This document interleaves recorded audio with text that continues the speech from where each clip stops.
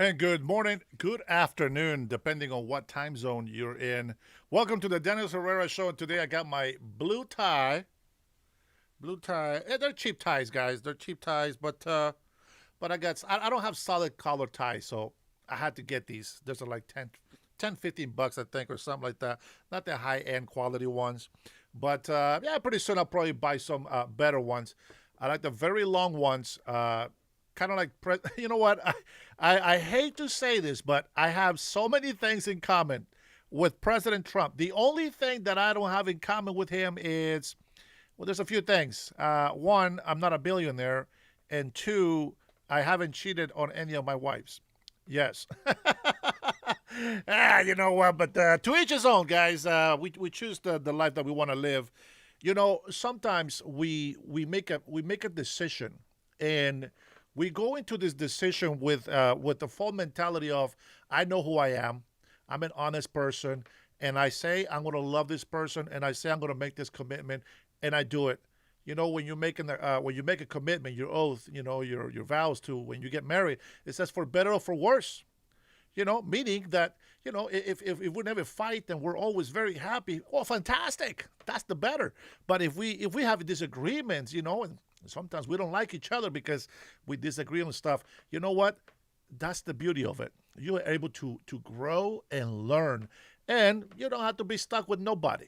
If somebody's not giving you the same effort that you're giving back, I mean, I'm sorry, I'm not going to say get divorced, but you also don't want to be miserable.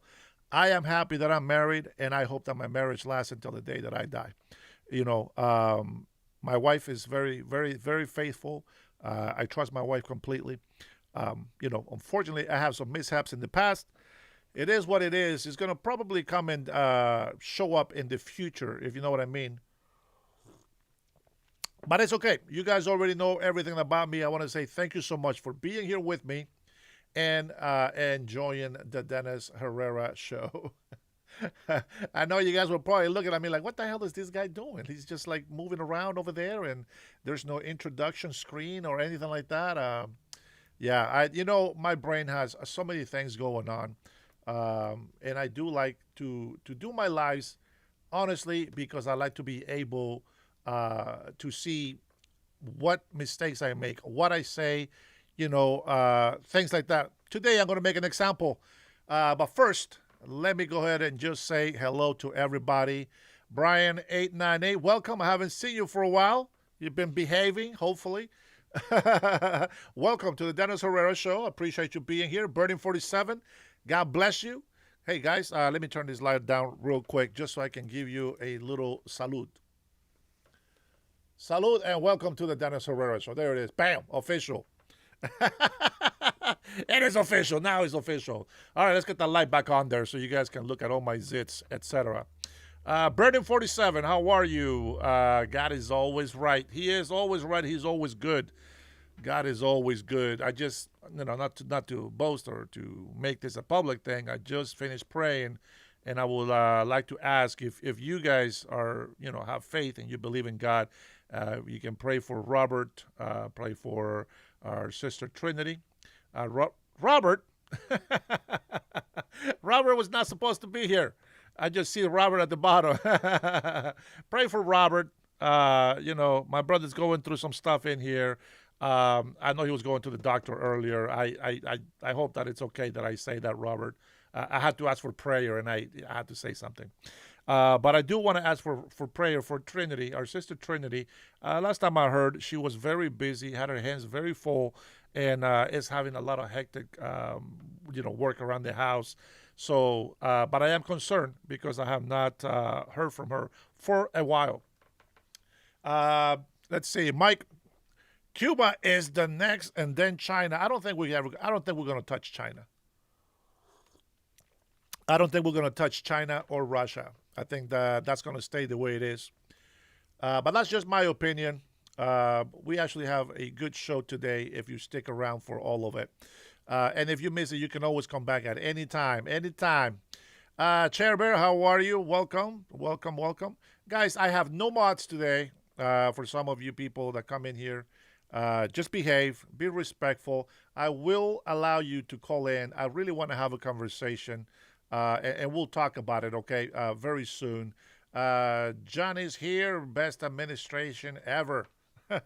I think he supports President Trump. Is America great again? Hey, Sam, how are you? Welcome to the chat. Freddie, President Ochoa. I don't know who Ochoa is. Who is that? Which president is that? Let's see. Good Binder, is it really great? I will get to your question. Antonio, what is the best about this administration? We'll get there. Robert, did you get the screenshot? Let me see. I haven't checked it, brother. Let me see it.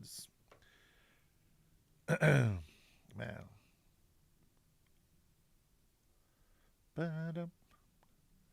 I have like a bunch of messages. People texting me right now all over the place.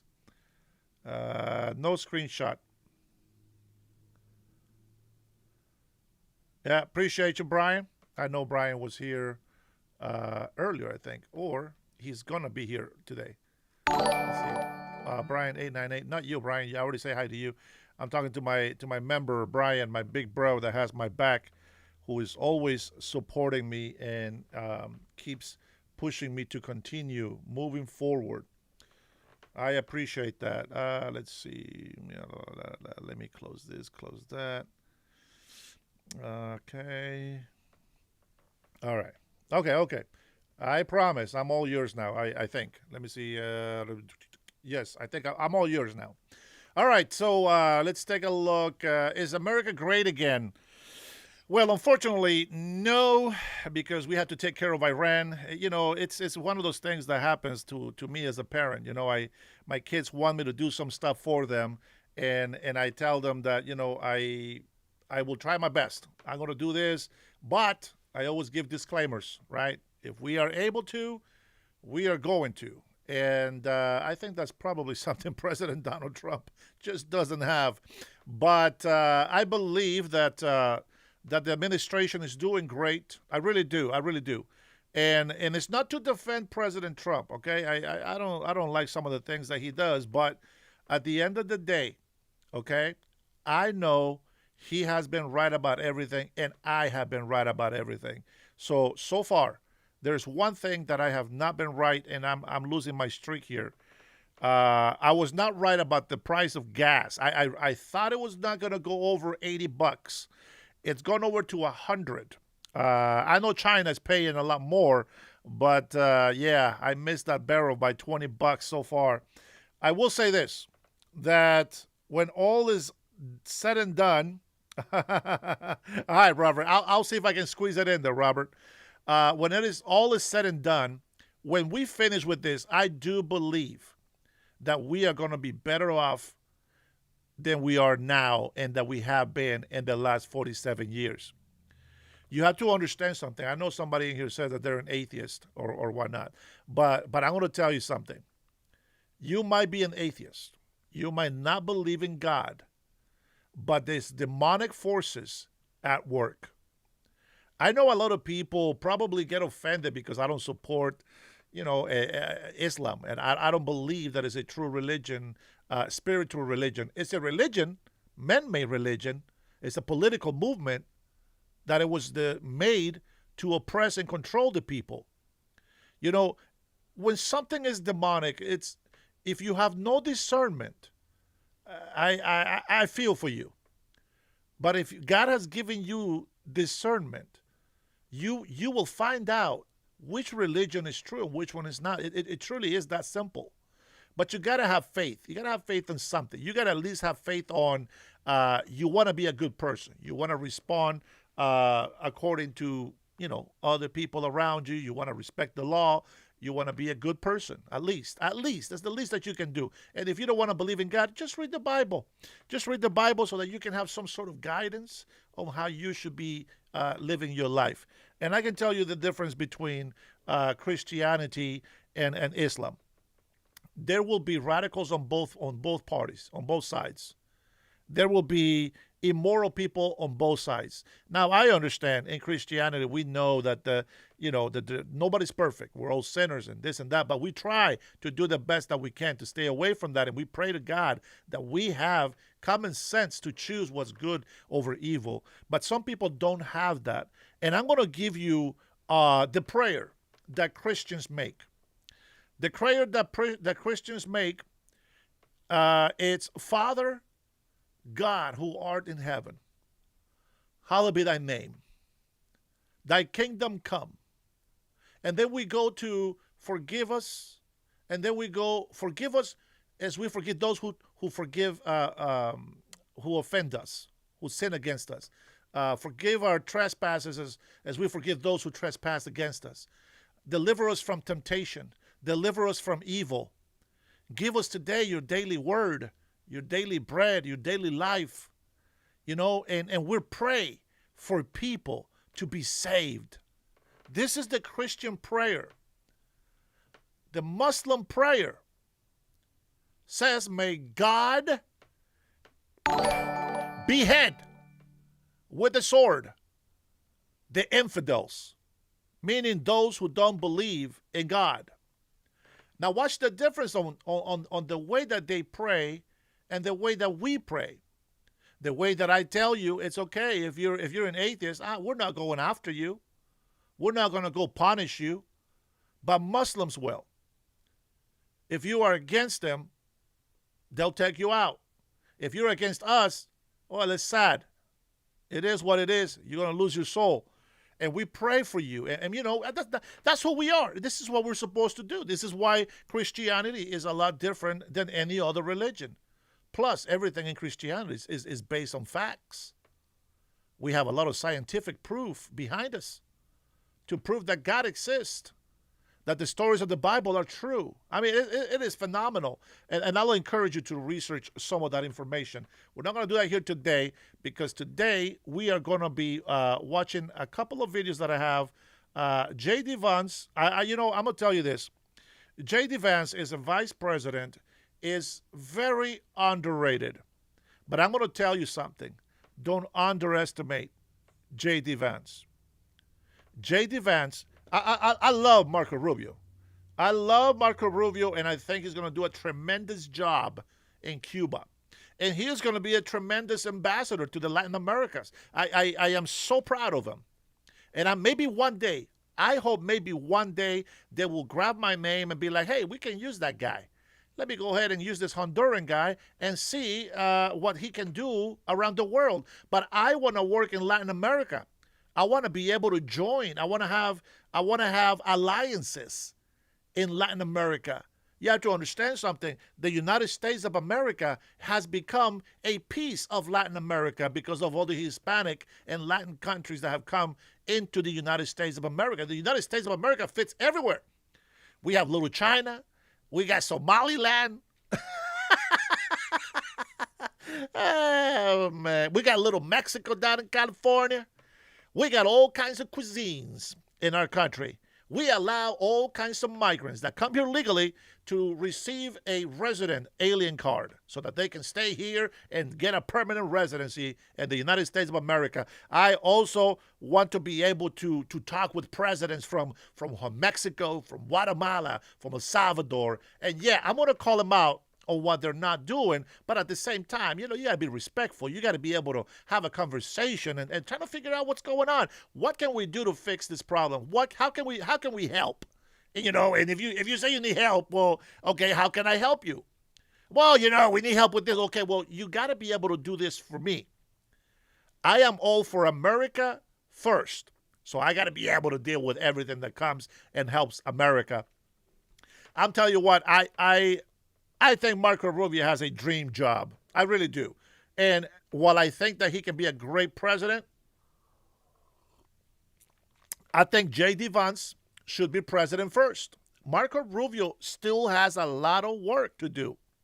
He still has a lot of negotiating, a lot of dealings in the Latin communities. And I think that by the time, 8 years after J.D. Vance, he will be the perfect president of the United States of America. Not only is he getting uh, what do you call it when you're guiding somebody? He's being taught, mentor. He's being mentored by President Trump, and he's seeing how he needs to be to make America great. And remember, the MAGA movement is not about just Trump. It is about America. It's about the United States of America. Let's not forget that this slogan comes from Ronald Reagan. And yes, Ronald Reagan was against tariffs in some points. At the same time, we know the man was losing it towards the end of his presidency.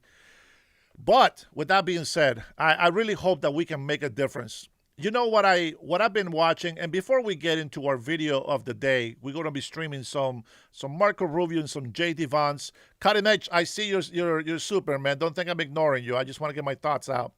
Hey, brother, did you see the new video of the meeting of Marco Rubio with Kristi Noems in the American Counter Cartel?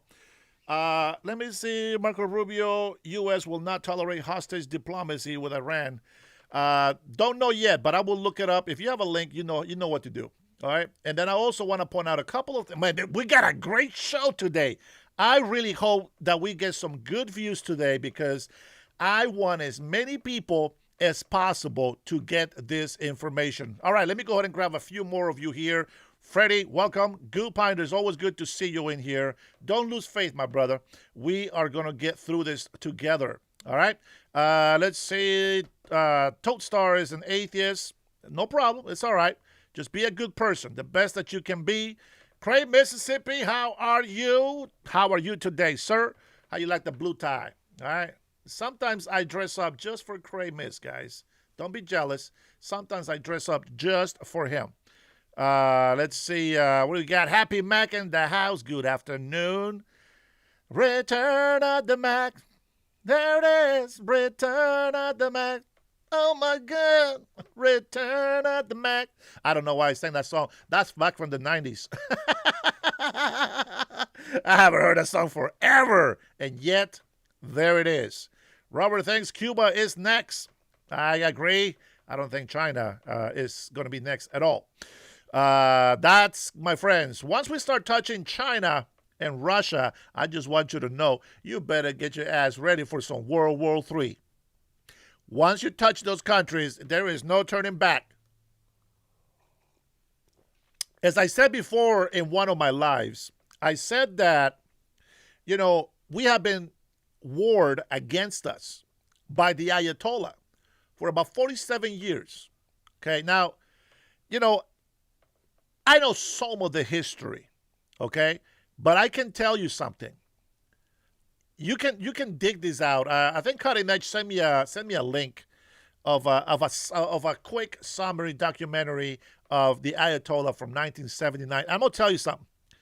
There is some horrific things that these people have been doing to their own people, not just to their enemies, to their own people. It is crazy. Lisa, how are you, Lisa? I hope you're doing well and with great health. Make Israel greater again, says True Sayer. A little bit, bring it down a couple notches. Just a couple notches, bring it down. Buddy, we need a colony in Iran. No, we don't want to colonize Iran. Iran, it's more American than you think. They just got to be liberated. That's all. They got to be liberated. Ultra Mega, good morning. The Mega Crew says in the afternoon. And good morning for me still for another 8 minutes. 11:52 here in Washington State. Let's see. Monkey says, hey, oil is way above your... he called me out. I already confessed. I have already... I know I'm reading comments a little bit late here. I already confessed. I was wrong on my prediction. I was not counting on these guys to actually destroy some oils, some tankers. I think is what one tanker got taken away. They're still holding some hostage stuff, and you were right, man. You know what? I hope that it doesn't hit 130 like it did with Biden, which it could. Now that we're seeing everything that's going on, man, you were right. Hey, and I'm glad that you are here. Fear us. Let's see. Who was it? Oh, what happened? Oh, man, I lost the comment. Hold on. Somebody called me out on this. Let's see. As long as make America great, make Israel great, blah, blah, blah. Israel is our ally, guys. I don't know why you guys are so caught up with Israel being the bad guy.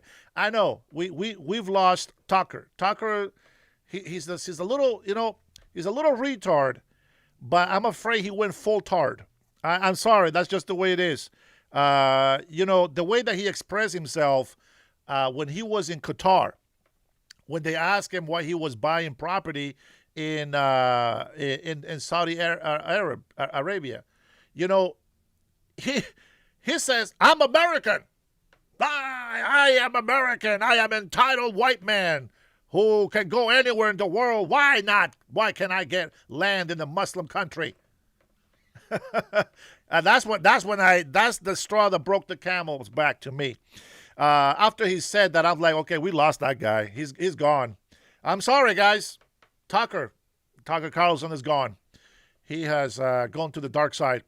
We already know Candace Owens. Somebody's doing some witchery on this lady. I don't know what the hell happened to Candace Owens. All I can tell you is this, guys. Because of Israel, we have the most powerful, most dominating Air Force anywhere in the world. We dominate the skies. I mean, we dominate the skies so much, we have a lot of women pilots. We got a lot of women pilots in the Air Force. I've seen them. One of them got shot down and had the guts to just come out and be like, hey, I'm a friendly. We're good. Thank you for asking. How are you? How's your day? How's the family? Yeah, having a good day? Yeah, I just got shut down, but, I'm okay. Thanks for asking. I appreciate you being here. She was so cool about it. It is amazing. Women are so tough. I'm going to tell you something, guys, and some of you guys that are very macho like me. But you got to learn. You got to learn something. All right, hold on. Let me get a refill here. I'm drinking my coffee with some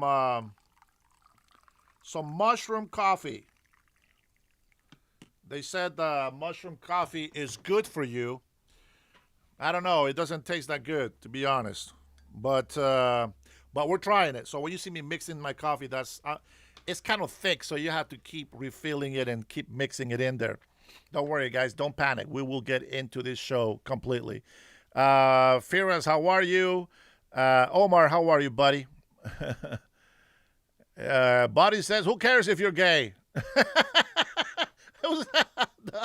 Hey, Hitler. Oh, man. I should ban you for that name. Hit.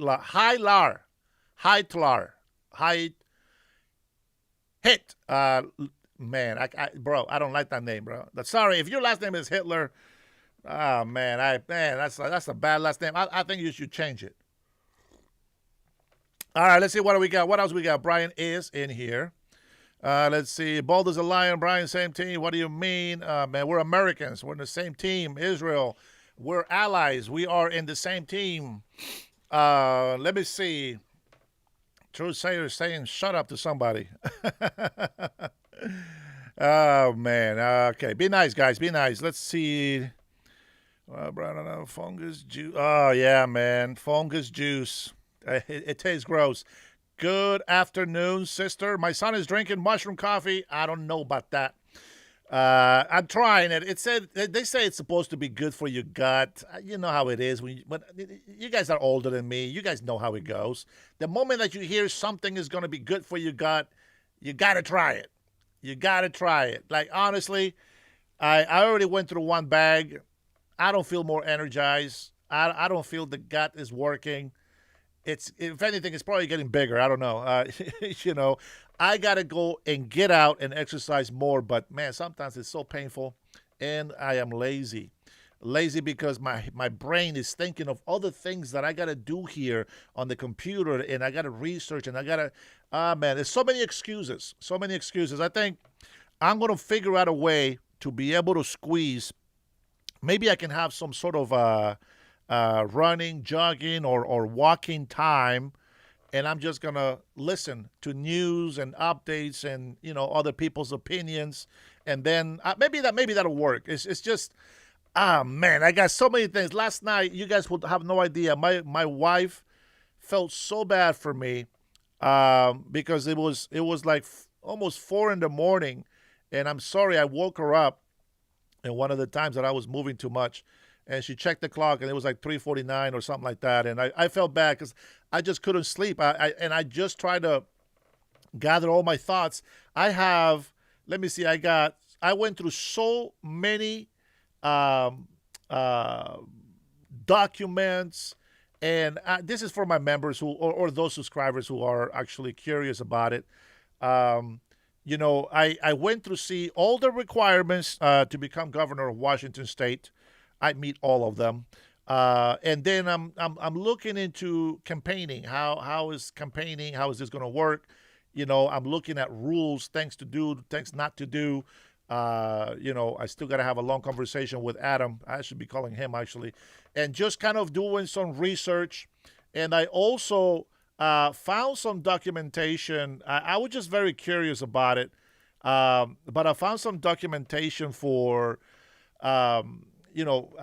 government tax collection, by source, and I started going through all of this stuff, and man, there's a lot of money that Washington State has been taking, and no accountability for it. No accountability for it. It is crazy. Let me see. Let me give you a total here. Let me see. No.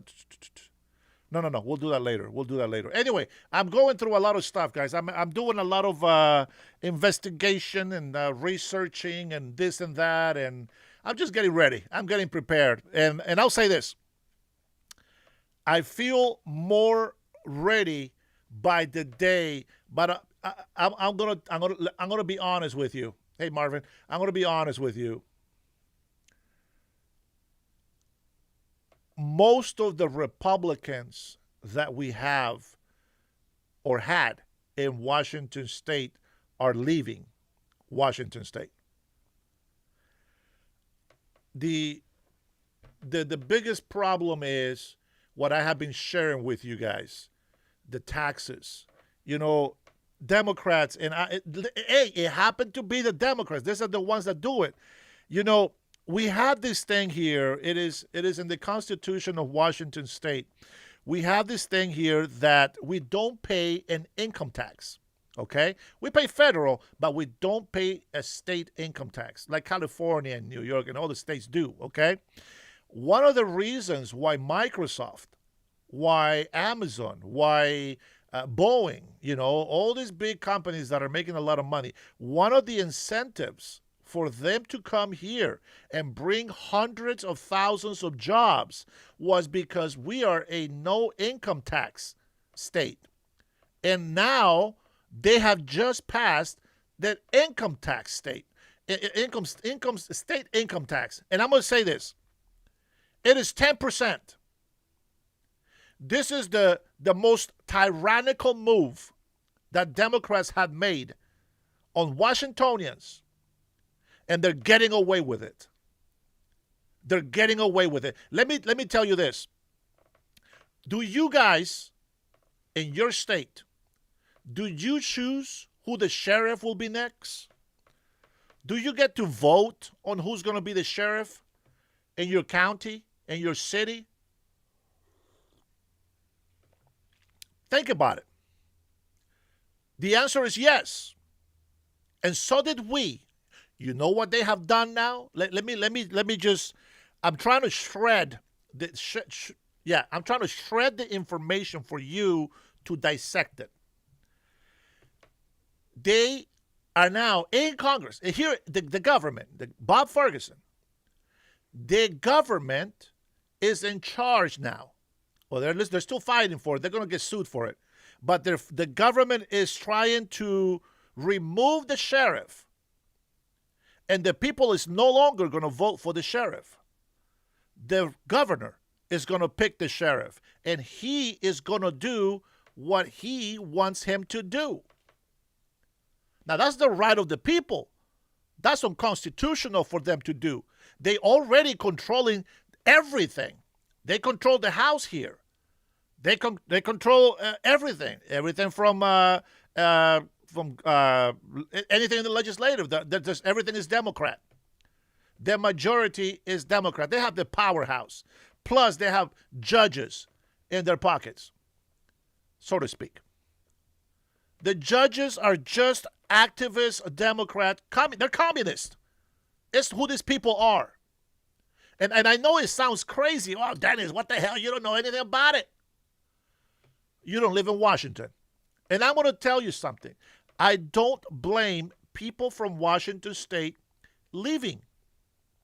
I don't blame them because, I want to leave. I want to move. They're losing hope. But you know what? I am going to put down $2,200 just to put my name on the ballot. I am looking at, let me see, I got this page here. I'll show you here really quick. Let's see if I can get it.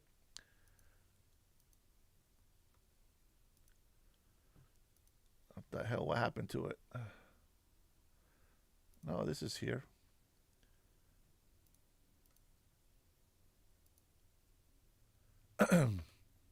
I am looking at, come on, where are you? Okay, check this out.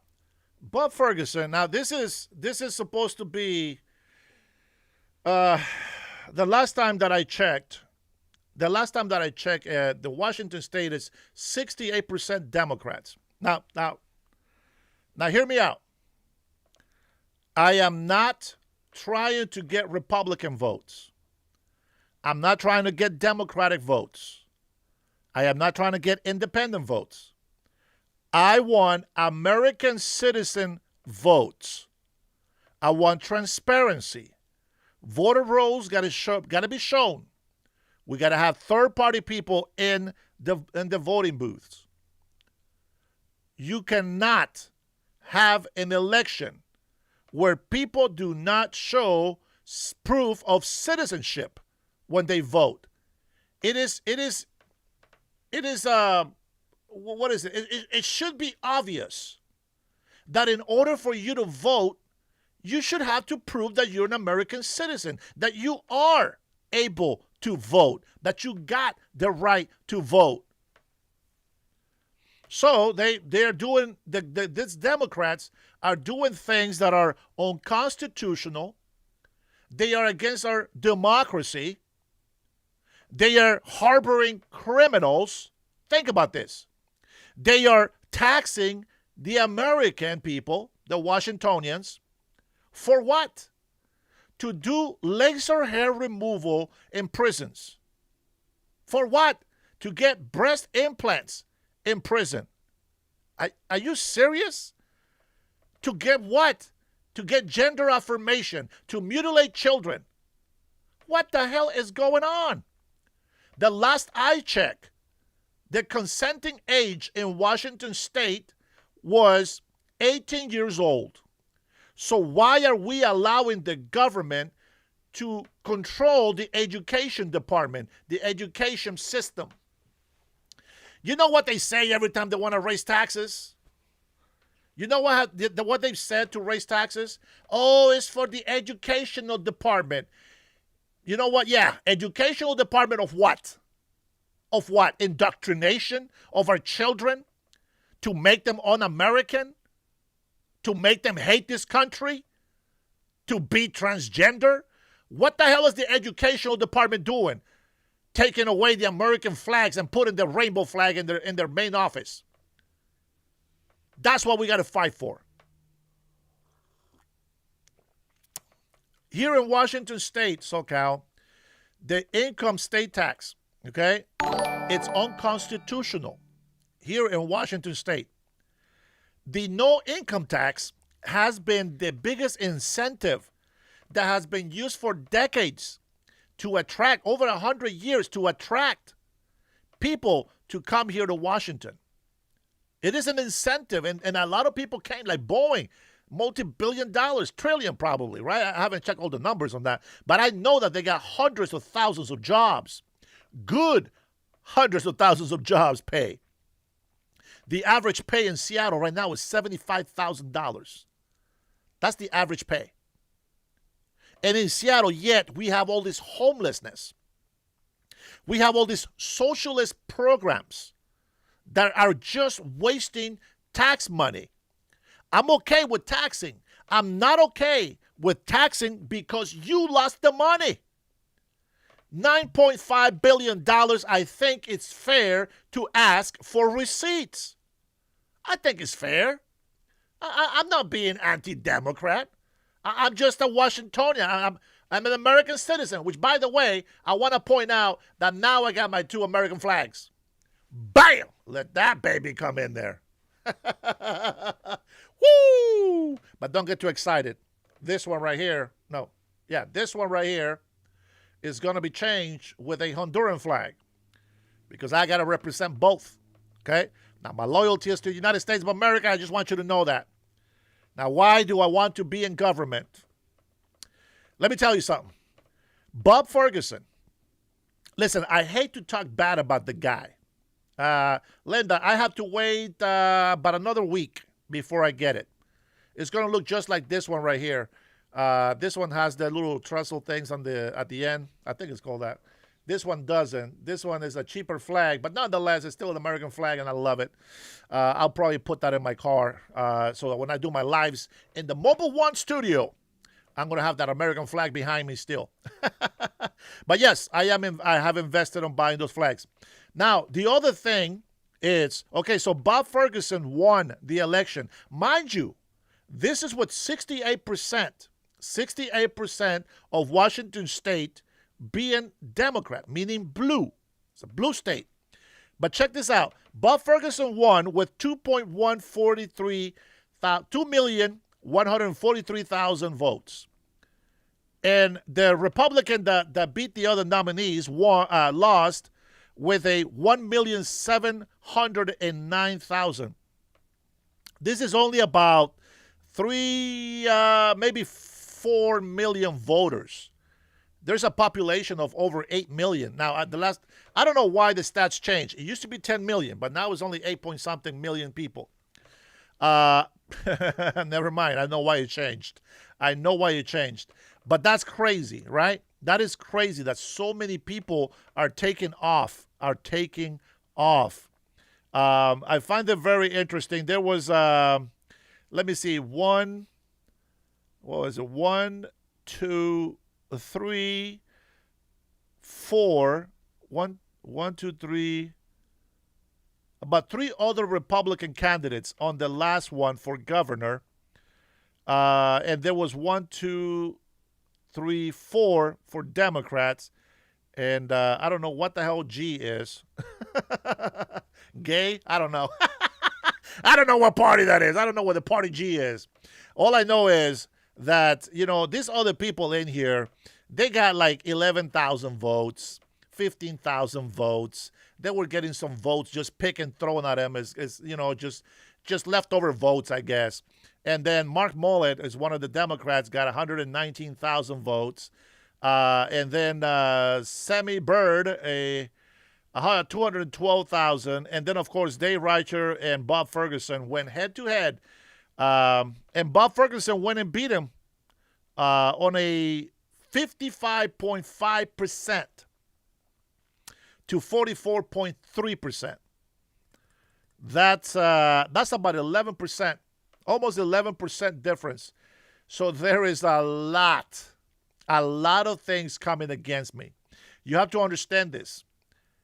Democrats have ruled, like literally have ruled Washington State forever. They own the House. They own everything. They are everything is Democrats. And the problem is that we having all these problems, and there has been all these presidents, and the collection or the answer to the problem is F Trump. That's it. It's like that joke, right? That people say, hey, this guy had the crappiest speech. And at the end of the day, it was like crickets on the crowd, right? But Americans are so Christian that the person's like, hey, say, God bless America. And with that being said, God bless America. Everybody starts clapping and cheering. It's supposed to be a joke, but that's really how it is. You know, when you have no defense, as the Democrats have no defense right now for ineptitude of running the government. I am really surprised because Bob Ferguson is a lawyer, which tells me that the guy is very smart. I'm sure he's smarter than I am. Oh, but I can't wait to take him down on the. I want to debate that. Now that guy, I want to debate. All of the people here that come into my channel say, oh, I want to debate. This guy's a coward. He's not going to talk with you. He's not going to debate. Let me tell you why I don't debate with you people that say that. Because you guys don't want to debate. You guys want to attack. And that is a big difference. Now, I know Bob Ferguson when he debates, and he does attack, but he attacks with facts. And that's okay. But the problem is, if you're not able to critically think, if you're not able to dissect the information that is given to you, I'm going to tell you something. I'm not even going to, I'm going to keep it to myself. I have a gift, but I'm going to keep it to myself. Let me just say this. I have all odds against me. I am the biggest underdog. I am going against most of everything that the government is using to win. I'm already putting my policies in place. I'm gathering all my points together. I know which things I can change, which things I'm going to try to change. Let me tell you this. This is something that probably a lot of Americans might not like, but you have to understand something. It's not that I am a hypocrite. It's not that I'm being biased. I would like to believe that I am a fair man. I like to believe that I have justice in mind. And so I know that I am against illegal immigration, 100%. But I'm also a person that can say with common sense, sometimes good people that should be coming to this country don't get the chance to. And if I do, because I sound like I'm campaigning already, if I do become the governor in Washington State, it's going to be so good for migrants. Let me just tell you that. And what the crazy thing is, it's going to be so good for migrants. It's going to be so good for big corporations. It's going to be so good for small businesses. It's going to be so good for the taxpaying American Washingtonian. It's going to be so good for everybody. It's going to be good for everybody. I'm telling you, I think I got the easiest things, common sense things on my side, but I am still against all the odds. What do I mean by that? Well, this is still the majority Democrats. And I'm going to tell you something. I have not ever seen that many crazy people on the street as I have here in Seattle. That's what I mean by that. But the other thing that I also know and that I have in mind is some of these people have been lied to for so long. It's time for somebody to tell them the truth. If you are in Washington State or you know somebody who is in Washington State, I don't care if they're Democrats or independent or Republican. If they want what's best for Washington State, tell them to look me up. I will make it official, okay? Once I get my name on the ballot, I'm going to go out to jobs, to Mexican stores, and yes, I'm going to go ask, everything is legit. I'm going to keep that private information. I'm going to go to dealers. I'm going to go all over the place and talk to people and see what is it that you think we need to change in this country, in this state, not this country, in this state. I will tell you for sure, these are the things that people are not going to like. I am going to get rid of sanctuary cities. And yes, it's going to be the best thing for migrants. I can tell you that right now. I'm going to do a lot of tax cuts and deregulating. And that's going to be very good for corporations and small businesses. There is a lot of Washingtonians here who want to create a small business. And because of all the regulations, all the rules, they can't. And so what happens? Illegal immigrants come in here, grab a cart, and put it on the corner of a street, and they start selling their food. In the meantime, the law-abiding Washingtonian who wanted to put a small restaurant gets up the yin-yang with taxes and regulations. It is impossible to create wealth. How can you create wealth if your government keeps stealing it from you? That's tyrannical. It's tyrannical. And I'm against that. Oh my God, I wish it was already official. I want to be campaigning. You know what? I really hope that a lot of people get behind me. I really hope that a lot of people come in and we start working together. Because I'm going to tell you something. Even when I was in high school back in the early 90s, even then, I believed that nobody should be picking on gay people. I defended gay people. I beat up bullies. It's not a good thing. I know. But sometimes I had to beat up a bully because they also deserve respect. I was for the no bullying campaign. 100%. And I love my gays. I'm 100% with them. Do I love their sin? No. That's between them and God. But as a person, I love all the gays. Gays for Herrera for Washington State. Gays for Herrera. Latinos for Herrera.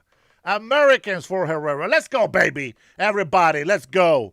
You can say I'm a clown right now, but when I start making some changes that is going to be putting money back in the citizens' pockets, you're going to be like, damn, a migrant came over here and taught us how to do government. The LGBTQ is not the same thing, guys. That's too far. They go too far. Gays, I'm okay with. LGBTQ, they allow perversion, sexual perversion to take over, and it's getting worse and worse and worse. And if you don't believe me, then you're an idiot. I'm sorry to say that. But because if you haven't noticed by now, these children today, they think they're gender fluid. What the hell is that? What the hell is they, them, when it's just one person? There is a reason why society, as a culture, as a society, we have decided this is what is. You have one guy who thinks he's like multiple genders, like 10 genders. What the hell is that? Listen, when the government tells you that they are going to tell your children to lie to you, you should stand up and you should have a problem. Think about this. Your child under 18 years old, the government is allowing the schools where they want to put more money into, is allowing the schools here in Washington State, in Seattle, they allow the teachers to not tell the parents that their children are having a question about gender. Now, they don't reaffirm if you're a male, you're a boy. No, they say, well, how do you feel? They don't know. Hormones are changing. We're evolving. We're learning. We're trying to figure out what's going on in life. Our chemical balance is if to the left or to the right. We need guidance. I know people who thought they were gay and they found out they weren't. They have a chemical imbalance. They tend to be more attracted to the same sex. But that doesn't mean that they have to do that. I have seen a lot of gay people come to Christ and they're not gay anymore. How does that work? How does that happen? You see what I'm saying? Yeah, whatever. So here we go. So, I consider myself, I guess, I don't want to say I'm Christian because, whatever. But I consider myself to be a Christian in the sense of I believe in Christ. Very simple. Very simple. People that defend the Muslim religion. Listen, I have no problem with Buddhists. Buddhist people, they want to go out there and do this and that. A vet for democracy, behave, bro. I let you out of the doghouse because I want to give you a chance. I don't think you're happy. You really got to stop, okay? I'm going to give you 15 seconds to stop spamming that bull crap in here. Don't worry, I have no moderators for a reason, okay? And I will have moderators if I need it. But I'm going to tell you this. There were some disgusting videos out there, and it's nothing pornographic, nothing nudist or anything like that, but very disgusting ceremonies where adults, Muslim adults, are marrying 7- and 8-year-olds. It is disgusting. Putting the finger on the little child's ring. This is those people who are Muslims. This is their religion. They believe it's okay. And women and children and men, everybody supports it. That is in the religion. It is so disgusting to see a kid, a child, kissing an adult in the mouth. If it's your father, I get it. A little kiss. But they're getting married at 8 years old. Guys, it's not right. Linda, it's not that they're bad people. It's those who say that they are Muslims, but they don't really know what the hell that means. To say death to America, that is a Muslim extremist. Nonetheless, it's a Muslim. I just got to tell the people this. Listen, if you believe that you want to be a Muslim, by all means, go ahead. But tell me this. Who was Muhammad? Who made him a prophet? And who are the witnesses? Number one, there's no witnesses. He was self-made prophet. And he's a pedophile. And they say, no, that's not true. Hey, listen. It's not true? Okay, go find out. Go read the Quran. Read the Quran. And do your research.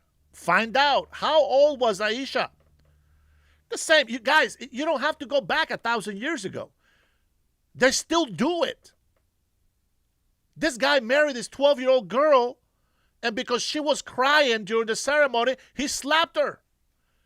And the parents and all the guests, come on. There's the same terrorist Muslims that they say, oh, look at the United States, Israel. They kill children and innocent women. Let me tell you what they think children are. They don't believe that children are children. When you have a grown-ass man, sometimes 50, 60 years old, marrying a 10-year-old little girl, they don't see her as a child, do they? I see 7, as low as 6 years old, holding AK-47. So when you tell me that innocent children are dying, unless they are toddlers, there is always going to be losses in any war. A lot of people have come through my channel coming in here and say, free Palestine. And I'm like, yeah, free Palestine. But from who? From Israel. Nah, wrong. From Hamas. Palestinians who have come from Gaza, they were begging the United States to intervene. They were praising Israel. They were holding on to the Israeli soldiers. They were mothers screaming, saying that if you see a Hamas supporter, to rip their throats out. This is their words. These people are very violent. I'm going to tell you something. They are very violent. Let's not mention that the Ayatollah, hey, vet for democracy, tell me something. Tell me about the Ayatollah. Let's see how much truth you have. I'll give you a chance, bro. I'll give you a chance. You know what? I'm going to give you the benefit of the doubt. Tell me, what do you know about the Ayatollah? What do you know? What happened in 1979?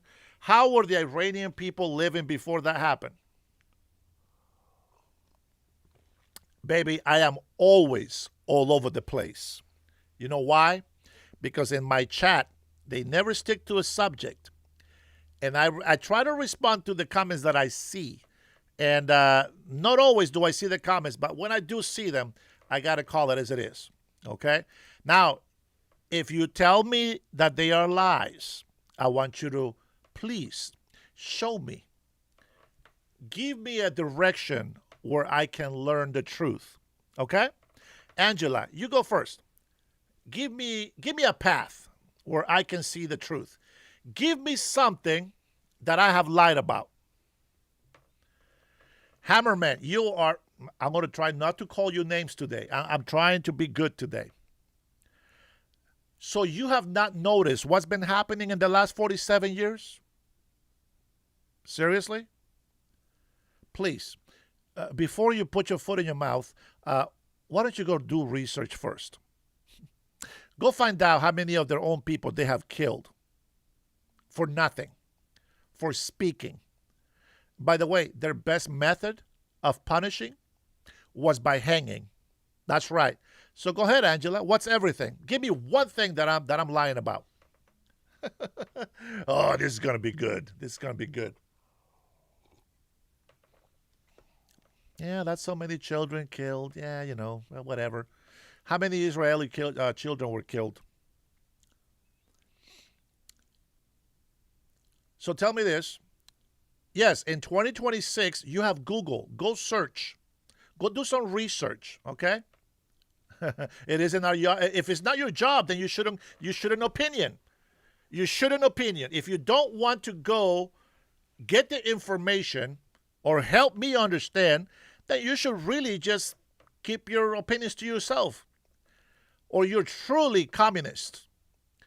Communists don't want to give any information. They just want to call names. They have a rhetoric that is very, if they can repeat a lie over and over and over, they think that all people are naive and gullible to fall for it. Go ahead, Angela. You know what? Soak out. You don't call. I want the people that are saying that I'm lying, video, whatever. I'm going to mute the mic because I don't want them to call in and start cussing people out, okay? Yeah, Antonio, oh, you call it how it is. Yeah, that's a lie. Sure. Let's do this. Why don't we have a conversation? I got this little American flag and things that I have in here. How about this? How about we have you guys call in? Let's see. There you go, guys. No block numbers, okay? I'm not going to make you go do the research. No bald. No, I don't have admins today. It's just me. So nobody's blocking anybody. I want you to call me. Since you don't want to do the research and give me links, give me proof, I will allow you to call me, okay?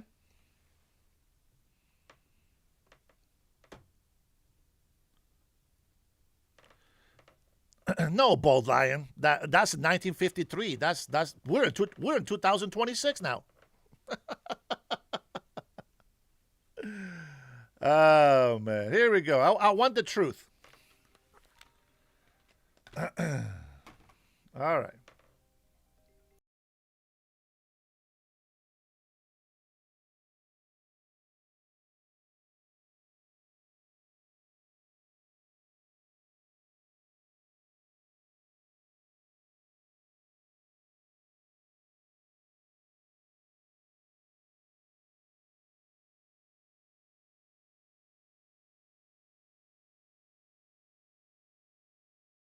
All right, I'll be cool.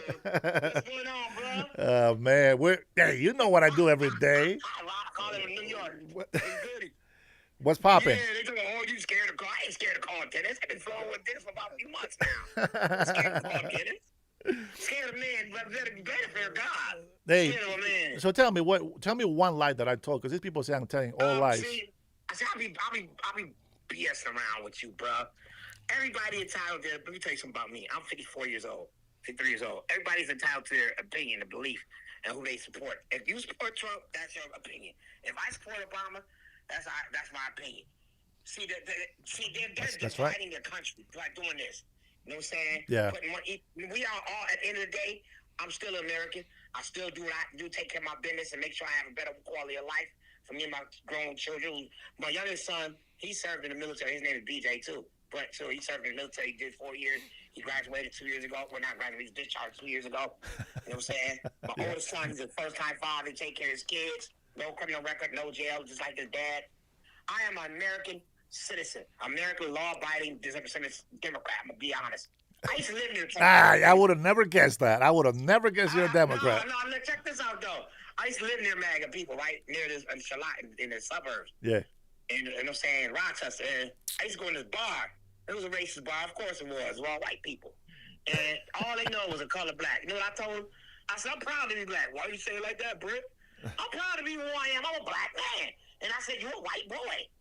But see, let me tell you something. I was raised not to go there with people. You know what I'm saying? That's how my parents raised me. Until this day, I still have to listen to my parents. The Bible says, honor your mother and your father, your days may be long on earth. This is Brett talking, not BCJ. This is Brett talking now. And I flow with you. I respect your opinion. You respect my opinion. See, they don't do that on YouTube. That's why they kicked me off Facebook. I was on Facebook. No, listen, bro. Yeah, that's true. Facebook, that's right? true. They don't. I got kicked off. They reported me. Trump reported me to Zuckerberg. I got kicked off for free speech. I could have sued him for that. Same That's here. a violation of free speech. You know, you can sue social media companies for violating your free speech rights. You can. I should have did that, but you know what? I gave it to God. That's why I came on YouTube. I became a host on YouTube. Like I said, that's your opinion. I like being on your show. You know what I'm saying? We got our different opinion, of course. We in there. We in the den. Let's go. You know what I'm saying? And I'm gonna keep in touch with you, bro. You're doing a good job with your channel, by the way. Thank you, brother. Brett, you call me BCJ. You know what I'm saying? Like we give code names on the social media. We don't want everybody know our government. You know what I'm saying? You know what I want? I I like people that I like people that can take it. You dish it, you better take it. That's how I grew up, brother. You know what I'm saying? Let's go Bears. I'm glad to What? see Oh y'all. hell no, we're not taking your call Bears anymore. fan, bro. Go Hawks. Go Hawks. Let me get a new phone so I can get on my brother. Hey, thank you for calling, man. Much love. Dennis is flowing now. Word. God bless you and keep doing what you're doing, bro. All right, man. Thanks for calling, big bro. All right. Later. All right. Later. He has redeemed himself. My man, what's going on? Brian, Ball, you're always welcome to take your ball and go home. Hey, listen, I can have a fight and an argument with you here, and that's fine. If you can dish it, you should be able to take it. But if you get too sensitive, you don't want to like him. He calls in, he just says what he feels. That's simple. But he's not coming in to destroy me.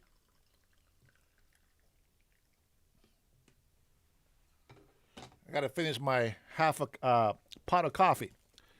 I appreciate that. Anybody else that wants to call in, I want the people that says that I am lying. BC, I'll tell you what, BC, I am not going to call you BC Gay anymore. Nobody calls him BC Gay. Maybe Robert will still do it, but nobody calls him BC Gay anymore. He has redeemed himself. He called in. He gives me shit. He knows what it's all about. It's all good. Sometimes people like that actually get me going. So let's go ahead and get... where's Angela? Angela, give me a call. Give me a call. The number's right there on the screen. Give me a call and tell me one thing that I've lied about. I have talked about most Republicans are leaving Washington State. I have talked about Bob Ferguson winning by 400,000 votes.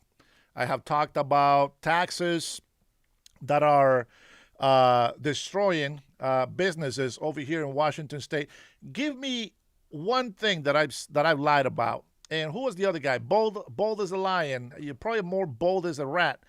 But nonetheless, rats are very, dangerous. God bless you, BC. Thanks for the call, man. That was awesome. I did not expect you to get through. I'm like, man, this low IQ Somali from Canada. Unbelievable. Antonio, go ahead. Give me a call, brother. Tell me what's going on. That's what it's all about, baby. That's what it's all about.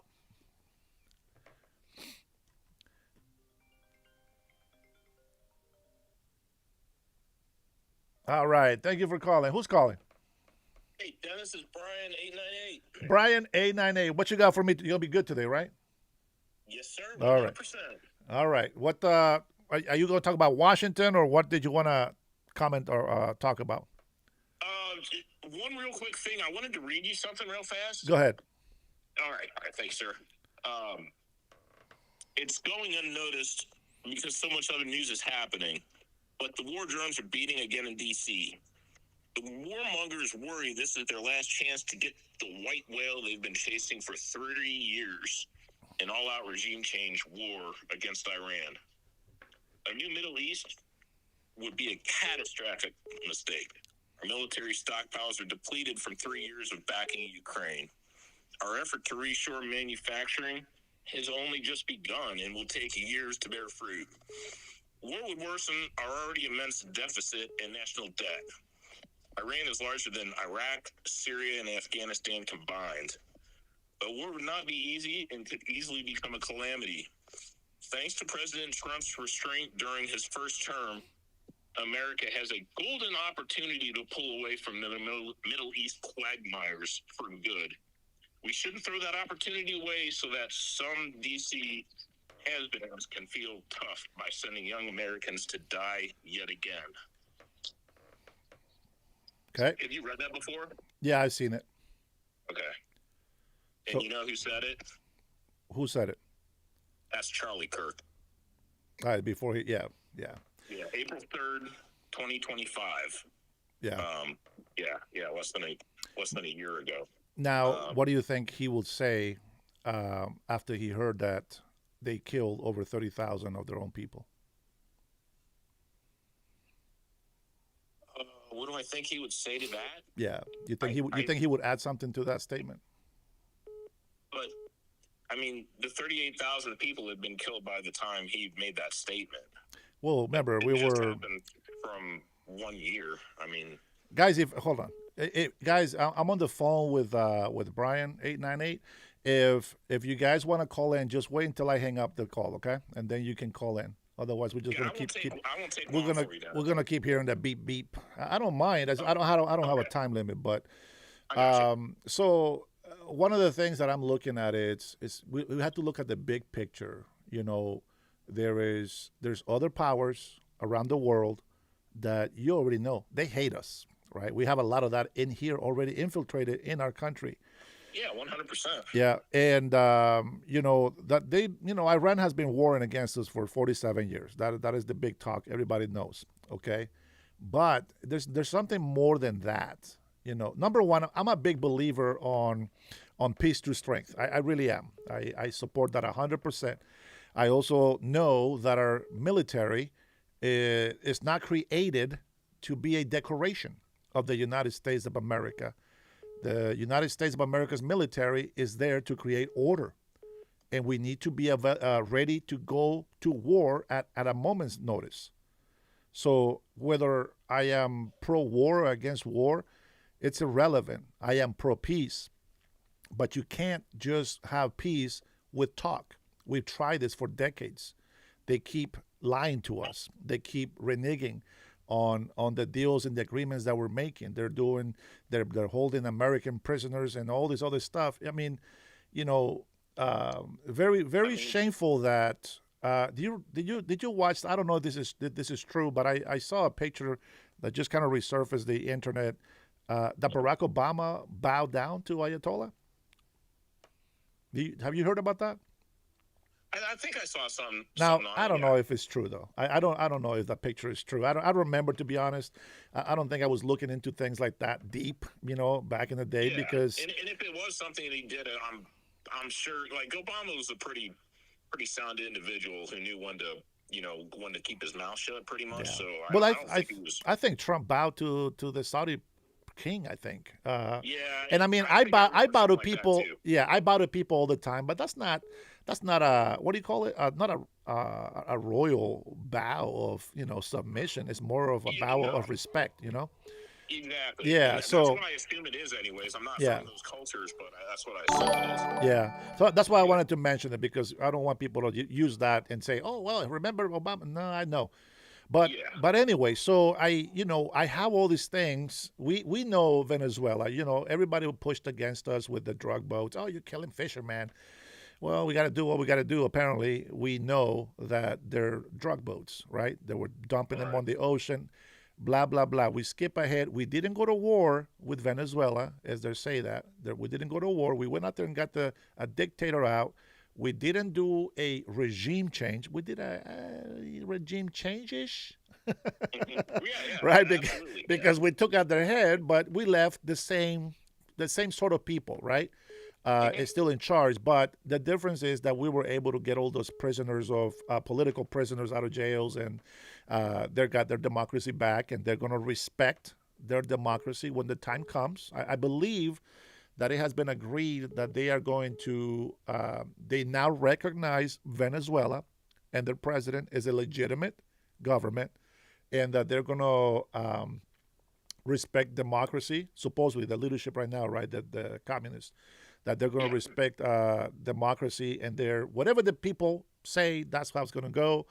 And now we have made a relationship that it was practically gone. We didn't have a relationship with Venezuela, and that's something Right. that we do have today. I know people are going to tell me about the gas price. I already know.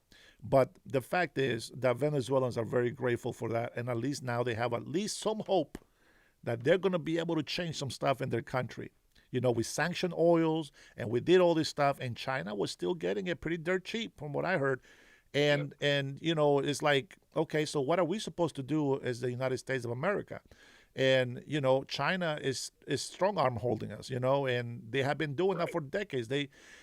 I believe that their wealth has been on our back. They've been taking hundreds and billions of dollars that we've been losing. China has been making them positive. Plus, every tariff and plus every product that they sell, it's like we have all the negatives against us. So we go to Iran, who is supporting China with the oil, right? We want to attack them. We want to stop that, but we don't really have an excuse, right? This is just the way I see it. Now, yeah, I might be wrong, and maybe Trump is Yeah. is actually nicer than I am, but I think that to hear that more than 30,000 people were killed was one reason to say, okay, now we got the go ahead. But what is the reason?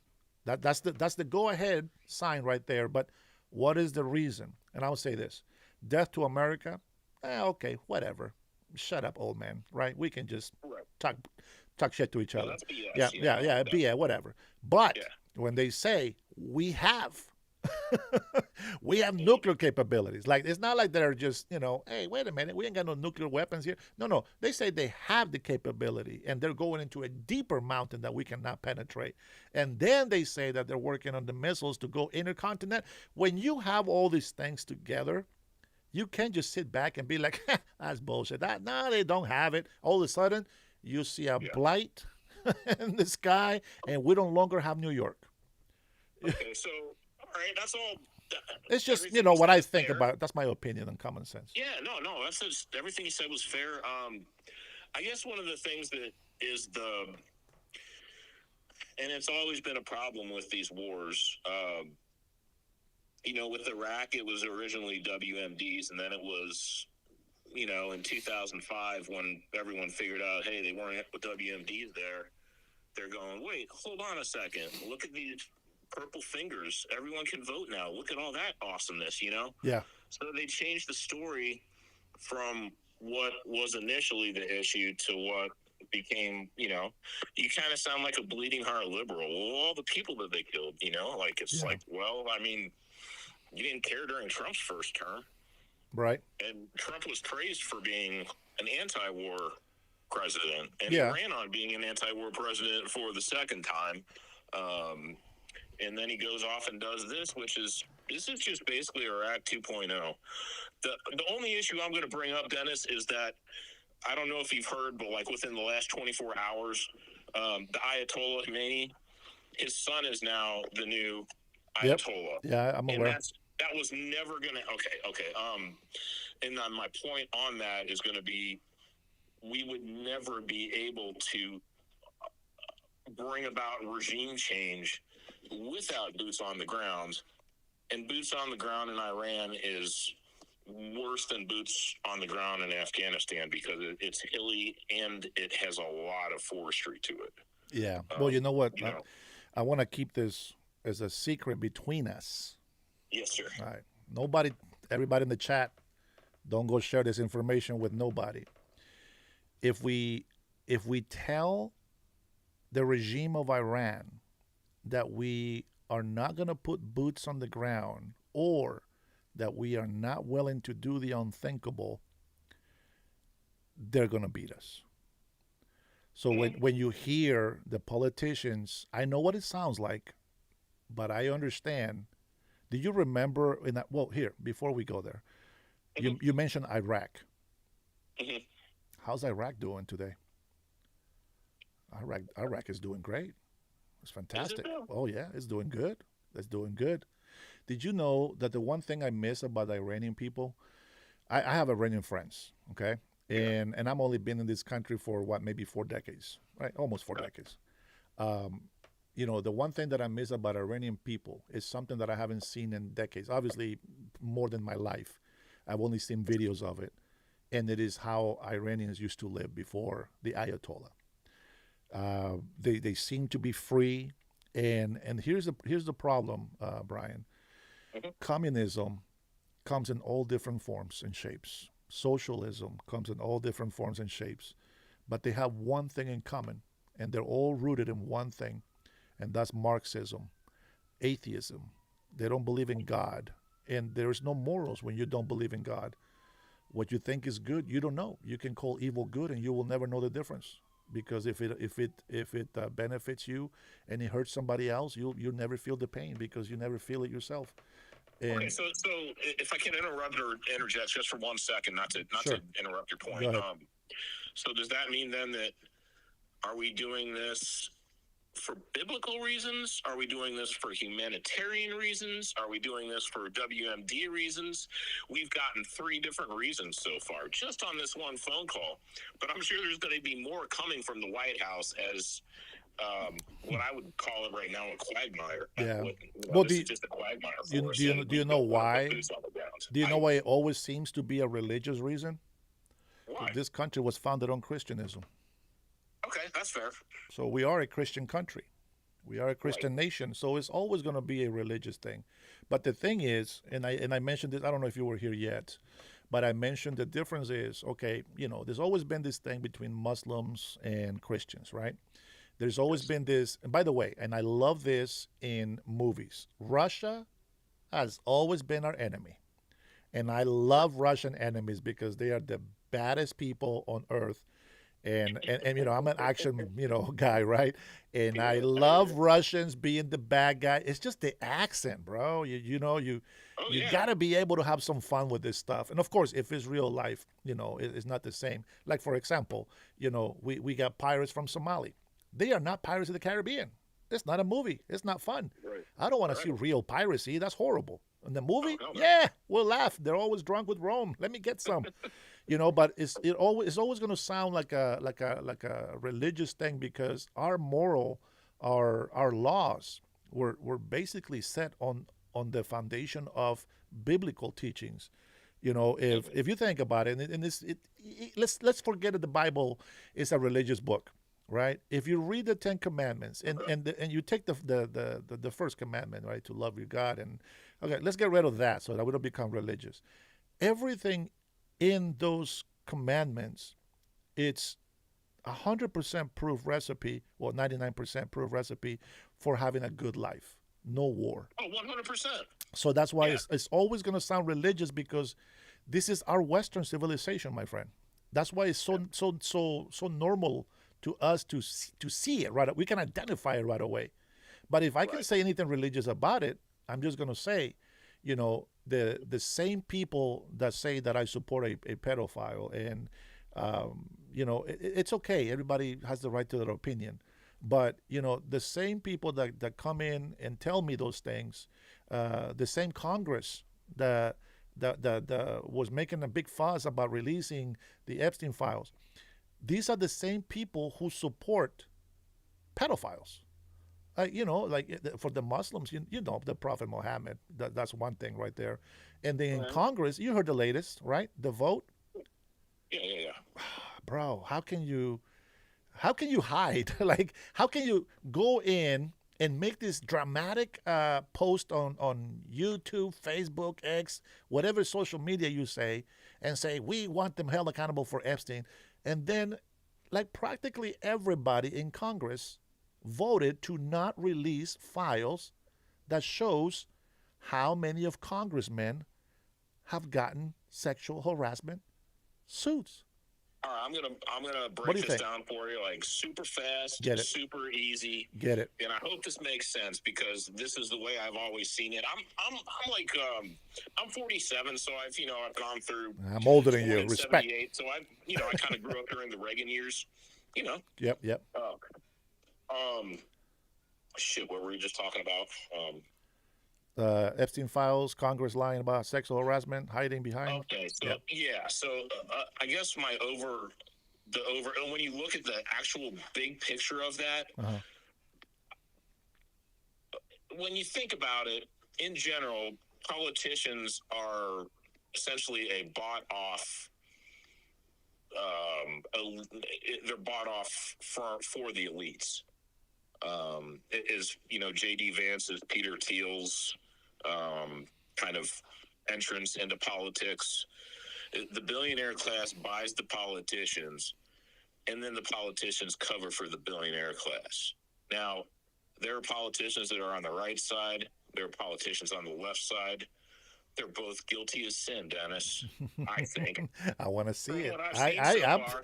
See. That's what thing. That's And- what thing that people think that I'm a party guy. Well, I mean, I used to be a party guy when I was younger, but I'm not a party guy. I mean, like people call me Republican conservative because I support every policy that we have on the red side right now. But I really want people to just, when I'm trolling with my MAGA things, people just go crazy. And it's like, why do you let that bother you? I don't go crazy if you have a Biden forever president.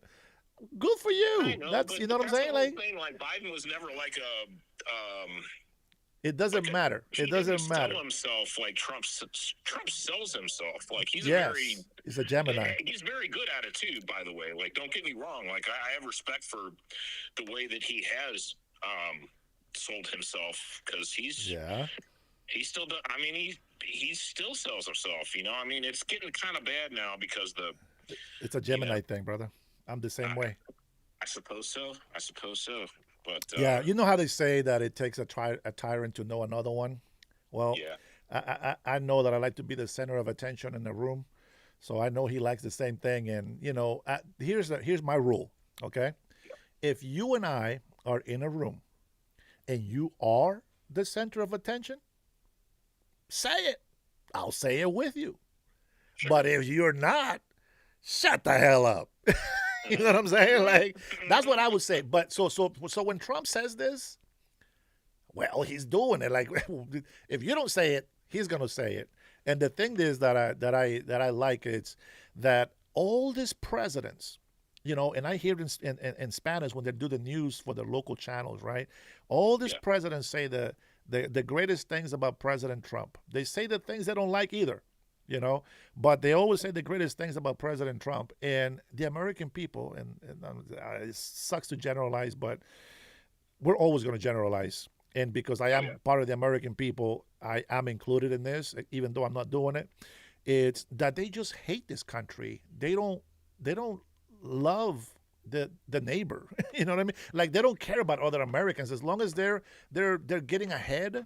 It's sort of like, you're in a company and you step on everybody's head so you can get ahead on the positions and you don't care who dies and who gets, put into poverty as long as you get ahead. I know it's a quality of, you got to be, what's the word when we're trying to be more? What do you call that? Yeah. Well, it's just like the capitalistic mentality, like it's a capitalist Yes. society. We want to Yes. make more money. We want to, Yes. Yeah. So, and I'll say this, since you mentioned capitalism. Capitalism is the best. And I mean, not the perfect, but the best way for any country, any family, any person to get up there with money. The problem is socialism is the worst. The communism is the worst. And all the new socialist party has all three things that we do not like. And that's Marxism, communist, socialist. What happens with this? We know that those three systems suck, right? But what makes Can I it ask you one what real fast question, Dennis? hold on, let me finish. But before this, here is the problem with any of these. If the leaders are greedy and corrupt and and they just look for themselves, they will both fail. But capitalism, you will still have some positive come out of it. Go ahead. What you gonna say? Yeah, no worries. And sorry to interrupt. I wasn't trying to be rude or I anything. was almost done, but you can't read my mind. Yeah, that's all good. That's all good. That's all good, Dennis. So I was just going to bring up the 2008 financial situation. It seems that I don't know. I mean, do you want to call socialism something that corporate America really likes, but something that corporate America really hates when it comes to individuals? Because do you know how much socialist bailout we did for certain companies that risked it all? Yeah, a lot, especially for banks. Well, why is it bad to be a socialist when you're a poor person, but it's good to be a socialist when you're a multi-billionaire company? I can't figure that one out. Yeah, it's true. Well, here's my okay. This is just a little glimpse of what I'm running on my campaign. If you love your socialism, you will vote for me because I am a capitalist. Without capitalism, you have no socialist programs. You have no bailouts. Those social programs will not work if you do not have capitalists ruling the country, so to speak. But the thing with capitalism is you have to pay your fair share of taxes. And when you have one class of people cheating everyone else out of paying their fair share, the burden falls on the lesser people, and then you go into a feudal system. Well, the way that I have researched the taxes, it's everybody has the same right. Everybody has the same right as the rich people, poor people, middle class. We all have the same right. We use the same taxation system, and what they have about a flat tax. Kind of. Okay. What they have figured out, and this is not news, this is old stuff. Even Trump said it when he was running on his first term, and Hillary had to shut up because he was right, talking about, when people talk about he's not paying his taxes or his fair share, it's the way that you do your taxes. There is a thing where your assets, right, like your house, for example, that's not cash. That's not cash, so they can't tax it. And yet the Democrats have figured out that the way to tax that money is to raise a property tax, right? So this is how they get that money. And so they have found out ways to squeeze the money out of rich people. And one of the things that I know is when you're doing business, right, even with the tariff things, prices going up, you have a cost of doing business. Import fees, which is the tariff tax, right? That is a cost of doing business. Now, you as an owner, you're going to raise the prices on your service, right? On your product or whatever it is that you're reselling or selling. And the problem is that when you do your taxes, if you don't know how to do taxes, it's going to drive you bonkers. Okay, so what millionaires have, it's a lot of money to pay people to do that thinking for them. So one of the ways that I can tell you is this. So I have a cost of doing business that I can deduct before I pay taxes. So let me see if I can make this simple. We make $10, right? And you and I, we have this company. We make $10, and that's great. We made $10, and we got to pay 30% taxes on that $10. I hope this makes sense. So we make $7. So we make $7, right? Yeah. But we spend a lot of money on what? Electricity, on water, on garbage, on vehicles, cost of doing business. I got to take all that stuff out, and now we only made $7. So guess what they're going to tax? Those $7. And then we pay $1 or $2 in taxes, whatever 30% is of 7. And then now we keep more of our money. And that is what they call you're not paying your fair share, because they're including All of those things. They have this big fat list of deductions that they can make, and most Americans don't know. And even us, is just regular folks. I mean, I know business owners that know how to do their taxes, that they have an accountant, and they get, they get their taxes paid properly, but they also get the most money coming in. I think that's one of the reasons why people complain. But I'm going to say this talking point for people that think that rich people are not paying their fair share of taxes. If we go buy a vehicle, you and I, all right, and the vehicle is $100,000, if you and I are only making $50,000 each, we are paying 100% our salary, $50,000, and we only pay for half of that truck. So we used 100% plus another 100%, and now we're paying 200% of what we make for one truck, and that leaves no money for bills, no money for housing, nada. And on top of that, you still can pay it because you got to pay interest and taxes and fees and all this other stuff, right? So the logic to me is that you got to live by your means. I hope that makes sense. You got to live by your means. If you only make $50,000 a year, don't go buy a truck that costs $100,000. Go get a car that's maybe $20,000. Go buy a used car that's $5,000. Something that's not going to strain the budget. But people like to go and spend, and they think that when they run out of money, they can just ask somebody else to pay for it. Now, if you're rich, right, you're going to pay a lot of money in property tax because they get that. Look at Michael Jordan was crying when he couldn't sell a property. Do you remember that? Did you hear about that? Oh, yeah. Yeah, he was crying because he couldn't sell it. He was losing money. And but then they go and they spend more money on trips. The food that they buy is more expensive, and they spend more money than we do. Us poor folks, you can go and they spend $5,000, $10,000 in one night in Vegas at a casino, and we're like, oh hell no, where's my $99 hotel night? So it's like they're paying a lot more. So I tend to look at those things. And this is why I'm not jealous of them. Do I want it? Oh, bro, come on. You're not stupid either. Of course I want that. Yeah, that's nice. Now, I wouldn't be the guy that pays $10,000 for one night. I'm not even going to sleep that well in that one night. I'm not paying $10,000 for a room. Are you kidding me? Give me a tent on the beach. I'm good. Exactly. Yeah. And so there is ways that they're making money. And what we have found here in Washington State, which is something that, I'm talking about here in my state, is that we didn't have an income tax, state. We didn't have an income tax. It's always been considered to be unconstitutional in Washington, right? Yeah. And it's the same way down in Texas, too, I believe. So you don't have an income tax?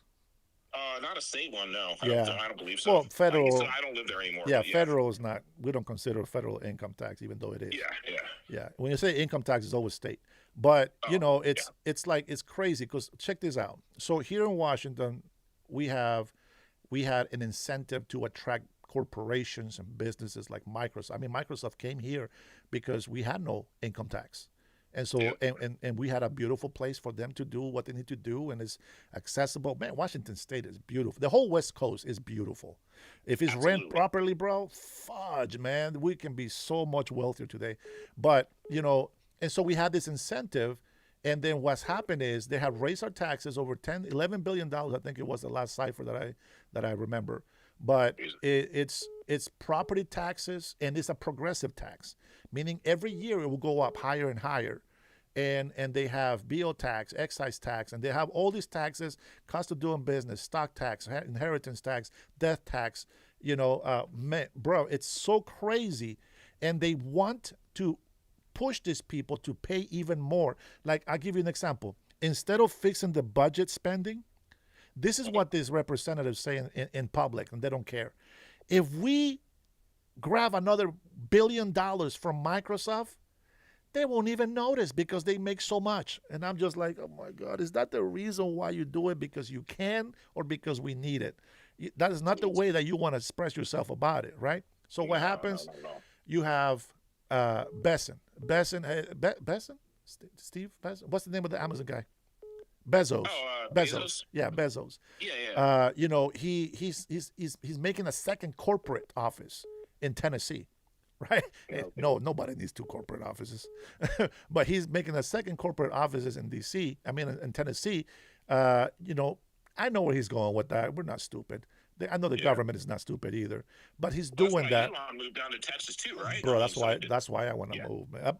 But I feel like I have to fight before I make that decision. If I don't, if I have That's all fair. of this and I can't go and give it what I got, uh, I'll just feel like a coward. I just abandon the state. I'm gonna have to at least go fight and okay, you win. I tried. I did my best. Everybody's gonna be Yeah. witness, you know, that we Yeah. tried. And so you have all these businesses going out, and the government, instead of deregulating, instead of you know, cutting taxes, which by the way, you can only offer that if you have a plan to maintain big corporations to stay here. If they can offer more jobs, that's more taxes for us to get. Think about it. I know I made this stupid, silly, you know, example before, but you're a company. I want you to be here in my city. You have 100 employees.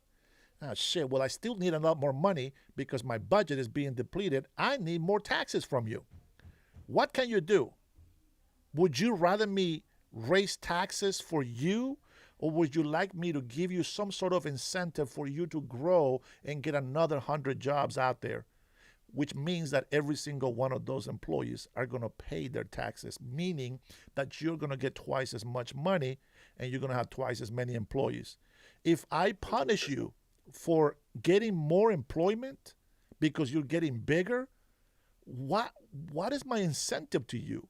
I am telling you, the more you grow, the more I take from you, and the more responsibility that you got to have as a business owner. The more regulations I'm going to put on you because I want you to be perfect in your job and your business.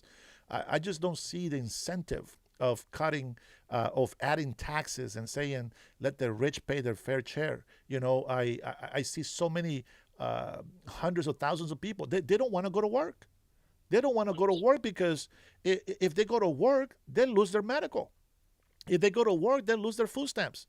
If they go to work, they don't get their housing. They don't get their cash. These people rather be in the ghetto, smoking weed, drinking 40s, right? This is the ghetto. This is what happens in the ghetto, you know. And they rather do that and sell drugs because why? It's under the table. People, Right. you know, Right. yeah. So there's a lot of things, right? You look at employers who are hiring illegal immigrants. I get the kindness, I get it, but there is a fee that you get charged if you hire illegal immigrants. So what happens with the employer and the employee? The Do they employer, not also pay? I mean, they pay taxes on that. well, some of them I don't do. think it's under the table because like they act like they're real citizens and then they have to pay taxes Well, on them the like they're the real. And the it's ones like, that commit fraud, yes, but that's still fraud. okay, Yeah, yeah, they're yeah, still yeah. fraud. There are But two factions of it, though. yeah, there's two. Yeah. Yeah. But there is those who benefit the employer because they don't have to offer benefits. They're forced to have benefits here. They got to pay L&I. They got to pay paid health insurance. And they got to pay. I think it's the same amount. If you hire somebody for $15 an hour, you got to pay that amount to the state. As an employer, as a business owner, and somebody that's in Washington State, you can correct me if it's not true. But that's how I know because I was a business owner and I just couldn't maintain it. It was too much money, too much tax, way too much sacrifice, and I was just making the same money that I make getting a regular job, but without the stress. You know, so you have these people that says, okay, I need 10 Hispanics, 10 illegals. They can be from anywhere. 10 illegals to work with me, and we can go do some yard work. I'll tell you what, I normally pay $16 an hour, but that's plus, you know, getting taxes out. But I'll give you $16 cash, maybe $20 cash, right? But I'm not reporting that I'm paying you. I'm going to report that I have 5 employees. And all the money that I make doing my yard work, that's it. It's just 5 employees. But then I got 20 illegal employees, which means that I'm making a lot more money. I don't have to, disclose it as income, so I don't have to pay taxes on it. I don't pay So the employer is lying. They're abusing the people. And then the illegal immigrants are also getting paid under the table. And most of the money goes back as remittances back to their country of origin. And that creates a big problem. You know, I'm going to end up on this, and then you can have your final thought. In Washington State, we have always been a farming state. We are no longer considered a farming state, even though we still have farms. We have Damn. legal Hispanics who are second, third generation, and they're Americans. Some are residents, and some illegals, and they still have works in these farms. And what some of these farmers, the bad ones, okay, the bad corporations, what they have done is they have been using the HB1 visas, and they don't pay them benefits, right? Because the residents and citizens, they have to pay benefits and they have to pay overtime, and they cannot abuse their working hours, and they got to have a lunch, they got to have two breaks, at least 10 to 15-minute breaks. And they don't do that with illegals. They make them work all day, nonstop, and they make less money. So they're cheating the system. They are not giving the job to farm workers because they are using cheaper wages for the HB1 visa holders, and they just mistreat them. They treat them like slaves. I kid you not. This is like I truly was literally modern. saying it sounds like you're describing slavery. Yeah, Exactly. slave, exactly. The slavery. Yeah, Yeah. absolutely. And so there's so many issues that I don't know how long it will take me to tackle them, but I will hope that running a running a strong campaign, a strong message, that the other people running for office as well, treasurers and all these other people, that they're going to be honest and that they're going to be working for the American people instead of for themselves. That's just what I hope. I don't care if they're Democrats, as long as they're working for Washingtonian citizens. America first. This is where I go with that. All right, your final thought on this. Final thoughts. I got a lot to cover, but I really don't think I need to cover a whole lot. I just think that if we're going to put boots on the ground in Iran, um, it's going to be very, very trying times in America for everyone until November. And I'm not saying, maybe something will happen and Trump will magically, cancel the midterms. I honestly don't hope for that, because that means there's probably going to be some sort of attack on America. Yeah. And Open border, brother. The open border is what worries me. I don't know who's here. That's simple. Well, I mean, I think we're stoking the flames in some places. We really need to calm down. I mean, if you're looking at a map, there's Iraq. Right next to it is Iran. And then there's Afghanistan. Now, I know we spent over 20 years in Afghanistan, and those people aren't happy with us. They don't have a good anything anymore. But that being said, you're right. Iraq is better now. But guess what? Just today, Iraq, their supreme leader said, yo, we're going to fight with Iran. Did they? I got to find that. They did, which means those two countries fought against each other from 1980 to 1988, and it became a stalemate. Oh, yeah. I remember that one. Yeah, and that's essentially, we brought them together to go against us. That's, dear God, I hope it's just a cleric that said that, and people don't catch on, but it seems like that was the last time they did that, it was not. So in less than 30 minutes, the NYPD will hold a live. Said, hey, loved building things Americans from the ground up. I loved actually being. I'm just worried about it, dude, and I don't want us going to wars on Israel's behalf, and that's my long and short of it. Yeah, that's a good point, and I have to look at it like this: if the rest of the Arabs don't have a problem with Israel, Mm-hmm. then why should we? There's very few over the left communist. It's just communism. You can call them Muslim terrorist or whatever you want, but that is the political movement that is called Islam, and yeah, it's a religious war. They call it the Holy War, but it is a religious war in one way or another. It is what it is. Many people don't consider Trump to be Christian, so they can't call it a religious thing anymore. And he's just looking for the best interest, not just of the United States, in my book, but of the world. And we just made an America's, I will call it America's NATO. But that's I a heard topic about for that. another. That's a topic for another time. I heard about that. Wait, one other thing, Dennis, real fast. Go ahead. Take 2 seconds. And this is from another person that was in the text earlier. And I kind of had the same question, too. Do you know what happened in 1953? 1953, I have not looked into. All I know is Okay. the summary history of Iran. You know, where they first lied to the people, kind of like the Democrats are doing to us right now. You know, with money and democracies at stake and this and that. But they're the ones that don't want to accept that we won, and they don't let us be, and they don't let us, you know, rule the country the way that we want it to be ruled. And it's just like, we get 4 years, let us do it. You get your 4 years, we get our 4 years, and then in 4 years, maybe you get your other 4 years. And we can complain about it, but you know, to go in there and obstruct the movement, and come on, you got to let us work. You guys have the Senate. You guys have the House.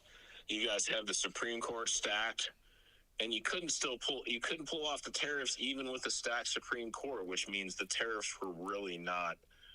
It's the wording. It's the wording that's wrong. So what's going to happen with the tariffs is they stay on, and the president can do. Actually, he raised from 10 to 15%. So good job, Democrats, for doing that. And then the other thing that they have to do is they have to use a different clause for it. And what it is like now they have to renew those tariffs every 90 days, I think it is. You know, so that's the only difference. But I mean, other than that, is like, it's not like, I think that what the Supreme Court doesn't want is something to be like, okay, 50%, and that's going to be forever. I get it. It's something that they should be concerned, but that's what they want. They want to know that they're not permanent. They want to know that it's being used correctly. And yes, it hurts President Trump's ego, so he's going to talk shit about them. But I can see their point as well. I see both sides. I can see why the judges will say that. And I don't like the judge in the Supreme Court because I think they're too activist. But when they come together and they put an argument, and if it makes some sort of sense, okay, I just want to know that you're not against us. We are the United States of America, and we should be trusting that we have a good justice system. Yeah, but that's a good point, brother. 100%. Appreciate you, Brian. Thanks for being here. Dennis. All right, take it easy. Later. All right, if you were calling in, you are more than welcome to call in. I'm trying to give you guys a chance to get your word in. Thank you, Brian, for a great conversation. Anybody else disagrees with anything that I have said so far? Let's see. Kaiser. What the hell? Guys, I haven't been reading your comments. I've been looking at my screen for other stuff. I don't know what you guys have been saying. Hey, buddy, how are you? God bless you. Nobody got banned. I have nobody on my banning list. Hammerman says, what's education? If you didn't learn by now, you will never lear, my friend. You will never lear. Let's see. Our founding fathers didn't want a king. That's why we voted President Trump in office. That's right. He didn't demand it. He didn't force us. We voted him in. That makes him not a king. Greg Abbott receiving $13 million. I don't know about that story. But if you were trying to call, it's too bad. Because when I'm on the phone with somebody, I'm not sure if you guys can tell, but I don't think that you guys should be calling when I'm on the phone with somebody. Let me see. What do we got? 10. Hey, sis, how are you? Been a bit. I read a comment here not too long ago. Good to see you on there. Calling me already. Thank you for calling. Who's talking? Carlos. ¿Qué pasa? My name is Carlos. Oh, Carlos. Hey, man, Go ahead, brother. I just want to know when it happened that the Senate quit working for the people. Because they're supposed to be representatives of us and what we want and what we think. But these people, they're going crazy, man, doing stuff that we don't want. Like what? Like all these like programs and stuff, like, you know, with the transvestites and all this stuff. Yeah. And putting that stuff in our schools and our kids. I mean, why can't they just let kids be kids? They don't need to be knowing about that trash. Yeah. Well, you know, this whole thing is like a movement, you know, that they have. But you know, we always look at the United States of America is like this one country that only the president is responsible for. but we have governors, we have not senators, we have mayors of the cities. We have different lines for counties. And every governor is responsible for any of these things to go through. So if the Senate is going out there, like listen to Trump, right? When he says, Yeah. I want my Republican senators to go out there and vote on this bill. This is what I want. And then he tells Congress the same thing. This is what I want. I want you to vote for this bill. I want you to fight. This is what he tells Mike Johnson. Of course, Mike Johnson takes the blame because he's the speaker and he has to say what the president says because he agrees with him. He supports him. I think that that's what we're supposed to do as American citizens, that if we know the president won, he has an administration, we can either get behind it or go against it, but that's why we have democracy. President Trump is making it very clear right now to Congress, and the Senate, that there is no transgenderism allowed at all, and they have to sign this bill. And the reason why Democrats don't want to sign it is because that is part of their movement, and all the Democrats, governors, and mayors, they support this sort of behavior, and so yeah, they're supposed to work for the people, but sometimes this is why we say that we need to put term limits on these congressmen and senators, and Yeah, 'cause I don't know when this nation started moving away from God. This nation was founded on God. I mean, even on their money, it says, "In God we trust." yeah. Well, they try to You remove know? that. Obama tried to remove that. When you take God out of the equation and you start breaking down the nuclear family and all this stuff, is when how all these other countries went to dictatorships and communist countries where they're getting, like in China, where they're killing their own people and stuff. Yeah, well, that's what Iran is doing. Yeah, Iran has been doing that for 47 years. Iran has been doing that. I mean, I don't know how these people just don't see what's going on. That they're trying to where the government has supreme authority over everybody, and they're letting them run around rampant, making all these BS laws and trying to take our Second Amendment rights. And the reason they're doing that is because if they take the Second Amendment right away, then they can trample on our other rights because we have no way to defend ourselves. Yeah. That's well, that's the thing. Like, it's hard because, people who love sin, they will always, even though deep inside their soul, they know there's something out there that pulls them. But because they love their sin so much, they pretend that they don't believe on something. They don't believe in God. It's easier for them to pretend like they don't know about it. This is how they hide their sin. But they can't hide it, and you have Christians today. You have this is so, they got gay bishops who take 12-year-old children. No, not joking. They brag about it. They take their 12-year-old children to drag queen shows, which is supposed to be for 18 and over, because they say that the people should feel comfortable in their body, and oh my gosh, bro. These are innocent children. They Yeah. need to leave the damn kids alone, man. They just kids. Why do you got to be messing with kids? Leave them alone. They're innocent children. They don't know about all these other things. That if you're 18 years old, you want to, okay, that's fine. But you're 18, you're an adult, you can do whatever you want. But if you're under 18, they don't need to be pushing that shit down their throat. I mean, kindergarten, 4 and 5 year olds, and they're having drag queen hour, story hour. They don't need to be seeing that shit. Yeah. Well, here. And if a parent wants to tell them about it, okay, that's the parent's decision to tell them about it. But for a school or a state or the government to force feed that shit down our kids' throat is not cool, man. Yeah, no, it's not. And we have age consent, in the states, and here in Washington it's 18. In some other states it's 17, maybe 16. And well, that can cause a problem unless we have everybody, every state, every city say, okay, consent age, it's 18 for everybody. We're always going to have that debate where, maybe if you're 28 years old and you go to another state where the consent is 16, you can be perfectly fine with a 16-year-old and she can choose to marry you, no problem. Listen, back in the day, it's a whole different thing. But laws change for a reason, and that's something that people don't understand. The consent age for us here is 18 for a reason. We've seen a lot of failed marriages at 17, 16. They just don't work. 15 years old, they don't know what they're doing. And yet, all of these people and the other side of the hemisphere, they are out there marrying 7, 8-year-old girls.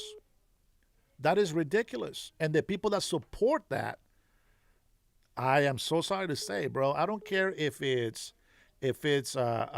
Muslim, if it's Jews, if it's Christians. We are living in a time where we know that age matters. You got to be at least 18 years old. Let's be fair. You cannot buy a what do you call those new smoking things? Vapes. Vapes. Since you're 21. You got to be 21. So wait a minute. You got to be 21. Why? But you can do everything else at 5, 6, 7, 8 years old. I mean, Yeah, there is I don't understand shit like there is that. LGBTQ people, bro, that will come out and say my 6-month-old daughter is actually a transgender boy. How do you know? Well, she tends to. Oh wait, well, it's Yeah, oh you my know, God. you know what that sounds like, man? That sounds like a bunch of what is that called? That the Munchausen by proxy syndrome, where they're just trying to get attention by creating a sickness or a emergency or something that their kid is sick, so the parent gets attention. Yeah, it's crazy, man. You know what? All we can do is just trust in God. Continue to, listen. We cannot change what's going to happen. That's one thing that I will tell you. We cannot change what's going to happen. What's going to happen is going to happen because it's already happened. I hope this makes sense because this confuses people. But Oh yeah, what I believe in God, and I believe, reading the Bible and stuff, and I just some of the stuff that you would think some people think is common sense is perplexing. Yeah. You know what I mean? Yeah. No, but here's what we got to take out of this. Even though the future, it's already set, and we're not going to change what happens for us in the future. I mean, we can think we are, but we're not. The only thing that we can see by the actions that we take today is that we are the ones fighting for what's right, for what's just, and we trust in God. We don't know when the time and the hours, the date and the hour when He's coming back, but we know that He's in control of everything. So we're supposed to live like there's no tomorrow, but then we're supposed to also plan like tomorrow will still never come. You know what I'm saying? Like you will just keep planning, living your life, be as happy as you can. This is why the recipe to happiness is love your neighbor, love your brother as I loved you, and love God with all your heart and all your might. And that's it. If you do those things, you will not be a thief. You will not be selling drugs to harm your neighbors or your brothers. You will not be committing crimes. You will not be taking your brother's wife, or you will not taking your wife's your sister's husband, and you will not be doing all these things that cause harm to others. But people don't. Morality in this country has gone to shit. Yeah, exactly. Morality, they don't have a compass for morality. And when they're rebellious and they want to do all the evil things, it's easier for them to say, I don't believe in God. But you know what? Whether they believe or don't, they're still going to hell. And so and the greatest trick the devil ever did was convince people he doesn't exist. Yeah. Well, he likes it because they don't have to believe in the devil. They're automatically going down there. And so he doesn't have to do much work. And what's crazy is that I see this demonic, what do you call this? Demonic projection. Demonic, yeah. What you say? I'm a war vet. I was in Iraq and Afghanistan and stuff. And, I've seen these people, the Iranians, the Syrians, because, when we were in Iraq, we were fighting every Muslim country, but, these guys, they're insane. They have this belief that their ideology is divine. Yeah. For You're cutting off now. crazy shit, from using little kids as bombs and Yeah, shields and suicide and IEDs, putting IEDs everywhere. They think of just about anything just to try to harm us when we were out there trying to liberate Iraq. Yeah, Crazy. one thing that people don't talk about and they never mention is, hey, Janice, I actually see your comment. One thing that people don't comment is, did you hear about those Israeli soldiers that got killed? I don't know if it was last year. They were at some sort of border or crossing, and the Hamas pretended to be humanitarian aid, and they bombed them and killed them. And they don't talk about that. They don't talk about, Israelis they're fending for their lives. They don't know who's innocent. They don't know who's evil, who's bad. These guys have children that are 7, 8 years old. Yeah, I mentioned this. It's 7, 8 years old who AK-47s out there. I mean, for Pete's sakes, they're marrying 7, 8-year-old girls. That is crazy. And like I said, I don't care if the Jews have something similar to that. They are going to hell as well. And they better change something. I'm telling you that right now. A lot of Jews, they better become Christians, because they don't want to be judged by God when they have the weaknesses of man. That's pretty crazy. I just don't know how people can harm little kids. They're so innocent. I mean, like God says, they're little. They're His gift to us, and I just can't see how people can harm a kid like that. Yeah. What's funny is, like, we have social media, we have all these news, we have all these articles, and people still think that we're lying about these children and all this stuff going on in the Middle East. All right, brother, you're cutting off a lot of my phone, but thank you so much for your call, all right? You be blessed. God bless you and your family. Take care, Carlos. Adios. All right, no more calls because I do want to get to my videos. All right. Let's get to our first video of the day. And we're going to start with Marco Rubio. You may have seen this already, but I haven't yet, so I want to hear it, okay? We'll take some more times, maybe later today with more calls. Thanks, everybody, for being here. It's been a year since we were last gathered here, and I think we've made some progress. The President of the United States has made it very clear: holding Americans is a liability.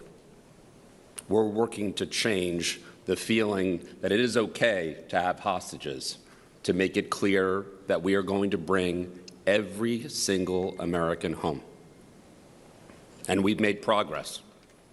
We brought 175 people home, over 100 Americans, others allies in Israel, other places. I see some of you here in the room tonight. But we're not going to stop. We're not going to stop until all Americans are home.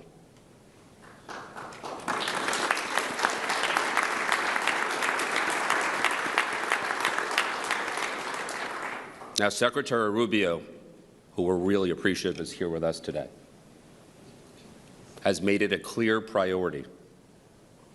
In fact, he let Iran know that they are a state sponsor of wrongful detention.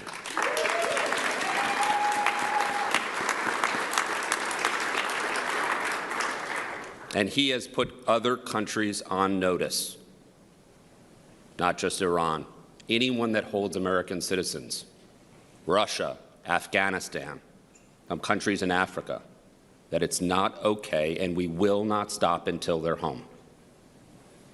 I want everybody to know our success is driven by a number of things. First and foremost, it's driven by the President of the United States, President Trump's vision to get to peace through strength. And that is why we're succeeding, not only on the hostage side, but it's why he's succeeding broadly. The second thing is a group of people, the FBI, state, our National Security Council, that are committed to bringing people home. And these are people that I am privileged to work with because they risk their lives Some people don't know they're behind the scenes. But I know how much they make a difference. And I know and I see when President Trump unleashes talent, what we can do, how many people we can bring home. So I'd like to introduce you to our Deputy Director at the FBI, Deputy Director Christopher Herrera, who's been a huge partner with us, SPIHA, with State, in bringing people home. So thank you.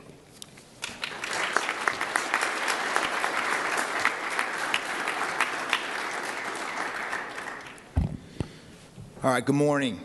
Thank you, Special Envoy Bowler, and thank you to everyone involved in organizing this important commemoration. I want to begin by thanking Secretary Rubio, as well as Special Envoy Bowler, for their advocacy and support of the interagency efforts to bring home all Americans held hostage or wrongfully detained abroad, and to get justice and answers for the families. This kind of advocacy is crucial. It keeps the momentum alive and ensures their stories are never forgotten. I also want to thank Dr. Gorka for his leadership and insight. Over the years, the FBI's and the Hostage Recovery Fusion Cell have worked to secure the recovery of many Americans held hostage. But the case of Bob Levinson hits especially close to home. For nearly my entire career, we have been searching for Bob. It is deeply personal to me, and I'm extremely motivated as a Deputy Director of the FBI to bring closure to his family. As most of you know, Bob spent nearly 3 decades in service to our nation, including 22 years as an FBI special agent. Quite simply, he was one of ours. Our evidence suggests that Bob died in captivity in Iran, and he is the longest-held American hostage in U.S. history. Today, unfortunately, marks 19 years since his abduction, and tomorrow, the Levinson family should have been celebrating Bob's 78th birthday. The urgency to uncover the facts of Bob's disappearance has never been greater. It would be deeply troubling to reach the 20-year mark without knowing what happened to him. The Levinson family's courage and advocacy have helped fuel years of tireless work by the FBI, the Hostage Recovery Fusion Cell, and our interagency partners who continue to develop new leads and intelligence with the hope of resolving the case before Bob's next birthday. Last year, as most of you saw, we released 5 posters seeking information on those we believe responsible for his kidnapping, detention, and probable death. We have kept this story front and center, and we will never stop. Additionally, we've shared a list of those involved in this crime with our interagency and foreign partners so they can pursue justice if the opportunity arises. I'm deeply grateful to our agents, our employees, our investigative teams, and all the agency partners who have worked so hard to try to bring Bob home. They have not wavered in their pursuit of answers, and they continue to push forward every day. They are fighting not only for Bob and his family, but for the many, far too many, other families facing the same unimaginable circumstances. We will not back down. We will never abandon our own. Our mission is clear. Bring our citizens home and ensure those responsible face American justice. Thank you.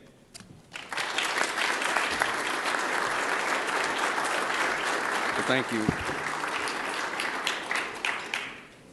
Thank you. I want to welcome everyone here to the State Department. I wish it was on a happier occasion, although we do have things to celebrate in terms of Americans that have been returned, but also we remember those who have not returned.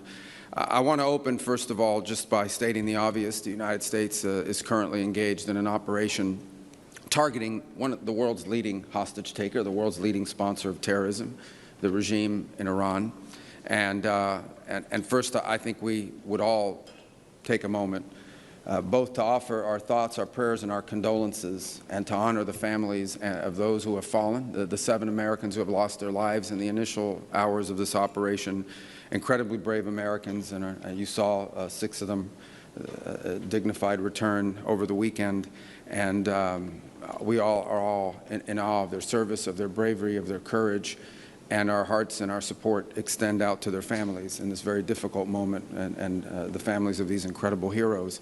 And heroic things are happening all the time, some of which will never make it to the headlines. But American men and women in uniform are conducting an extraordinary mission with extraordinary efficacy and efficiency and impact. The goals of this mission are clear, and it's important to continue to remind the American people of why it is that the greatest military in the history of the world is engaged in this operation. It is to destroy the ability of this regime to launch missiles, both by destroying their missiles and their launchers, destroy the factories that make these missiles, and destroy their Navy. I think we are all seeing right now the threat that this clerical regime poses to the region and to the world. They are trying to hold the world hostage. They are attacking their neighbors. They are attacking neighboring countries, their energy infrastructure, their civilian population. They're attacking embassies. This is a terrorist government. This is a terroristic regime. And we are seeing them conduct terrorism using nation-state elements, using weapons like missiles and one-way attack drones.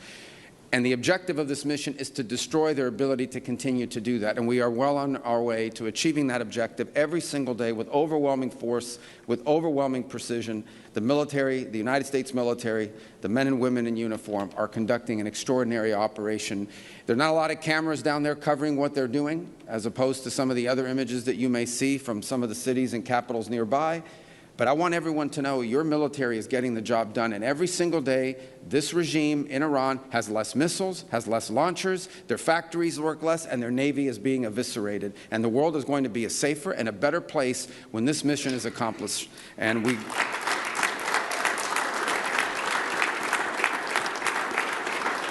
Now, we are here today, obviously, on something that touches right on Iran, but I think, unfortunately, is not just limited to Iran. And we're here on the 3rd U.S. Hostage and Wrongful Detainee Day, and it's a day that exists because families and loved ones refuse to let their loved ones be forgotten.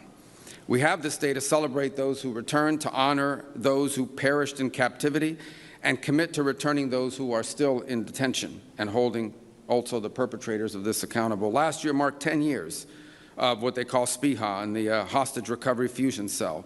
These were entities that were created with a specific mission of bringing Americans who are unjustly detained, bringing them home. And because of this mission, because the heart of this mission really can be captured in one word, and that one word is homecoming, reuniting people to their loved ones. 4 years ago, 50-plus families in the Bring Our Families Home campaign created the flag that flies here today. It's a symbol of solidarity. It's a symbol of resolve. It's flown in honor of Americans brought home over the past 3 years and the Americans yet to be brought home to their families.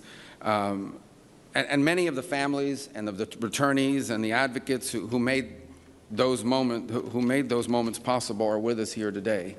And we want to thank you for your advocacy, for never allowing us or anyone to forget of those Americans that are unjustly detained, and we're especially grateful to those who themselves were detained. You know, it would be perfectly understandable if you decided, I'm back home, I'm going to go on with the rest of my life. Your willingness to step forward, to tell your stories, and to ensure that other Americans who are similarly situated to the way where you once were are not forgotten. We're truly grateful. Your persistence, your courage, your love for your family members continues to drive this effort, and days like today. As was already pointed out, March 9th marks the day that Robert Levinson went missing in Iran, and actually it was a case that I was also very involved in as a United States Senator, dating back to my very first day in the Senate. In fact, one of the first meetings I had, and to this I credit my former colleague, Senator Bill Nelson of Florida, introduced me to this case as soon as I got elected. And because of Mr. Levinson's ties to Florida. And we remained on that case throughout my career in the United States Senate, and it's one we will not forget. It's indicative of two things: the fact that Americans are taken all over the world, but it is particularly a reminder of the nature of the regime that we're dealing with in Tehran. We're honored to have his sons here today, Dan and Doug, with us. Thank you for being here. We appreciate you very much.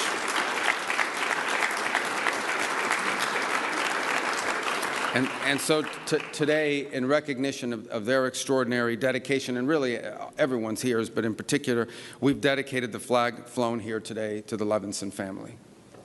And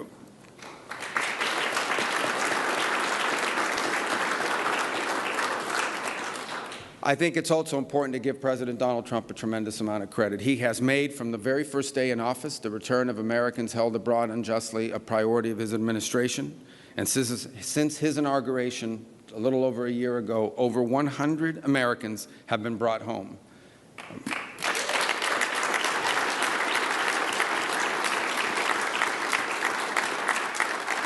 And by the way, here at the State Department, Adam and his team have done long working with our partners in the FBI and really across the interagency have done a phenomenal job in facilitating that, and they deserve a lot of credit as well. But the president isn't just focused on homecomings. He's also focused on ending the cycle of exploitation, of saying enough is enough, of ending the cycle in which Americans are somehow viewed as a valuable commodity that you can grab an American, you can unjustly hold them, and then try to trade them later on for some diplomatic concession or some political concession.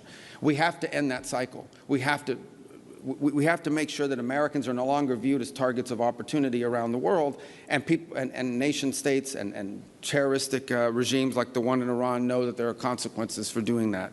And that's why we established the state sponsor of wrongful detention designation. In essence, designating governments and entities that specifically use this as a tool of leverage to their benefit and to our detriment. They view Americans as a commodity that they can grab onto and then trade in the future. That cycle has to stop, and that's why this designation now exists. And that's why, you know, the first, I believe, country we designated right under this authority on February 27th was this clerical terroristic regime in Iran. Because when it comes to hostage-taking, there has been no worse offender in the world than the clerical regime in Tehran. They are the worst offenders in the world of terrorism, and they are the worst offenders in the world of hostage-taking from the very early days. And so they were our first designation. They were founded, unfortunately, on an assault on the brave men and women of our foreign and civil service that were located there in Tehran. And the message is going to be very clear. The United States will not tolerate hostage diplomacy. They're not going to tolerate, we're going to continue to hold that regime accountable, and all other regimes that engage in this accountable for these practices. So, in closing, let me just say, today we honor those who are still waiting. It celebrates those who returned, and it remembers those whose homecoming came sadly and tragically in a different way. But our mission, even as we remember and honor those from the past, our mission is forward-looking. We believe in homecomings, we work for homecomings, and under the President's leadership, we will not stop until every single unjustly detained American is brought home. Thank you.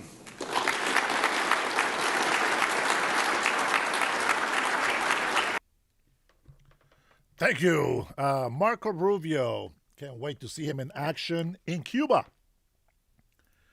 Man, I hope that I get to be in Cuba one day. One day. You know, it's funny how people come in. I'm going to tell you something. Let me tell you something here. Religiously brutal. Religiously brutal. You coming on here into my comment. Now, here's a little tack, okay, that you can learn, little trick. If you respect my religion, if you respect my beliefs, if you respect my rights, if you respect my citizenship, I will do the same to you. But if you don't respect my religion and my belief, I quite frankly don't give a shit about your religion or your belief.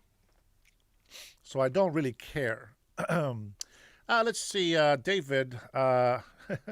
You're always so delightful with your words.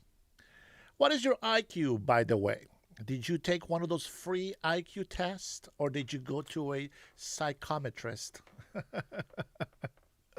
Let's see. Dennis may look like an idiot and sound like an idiot, but don't let that fool you. He really is an idiot and a fascist. You're very welcome. Very welcome, says the fascist to me. Let's see what else we got. Army, Navy, Air Force, Marines, just the branch. You said it. You are a vet. If you don't want to say the years you serve, at least say the branch. I don't know who you guys are talking with. Yeah, he's come a long way, Mackie.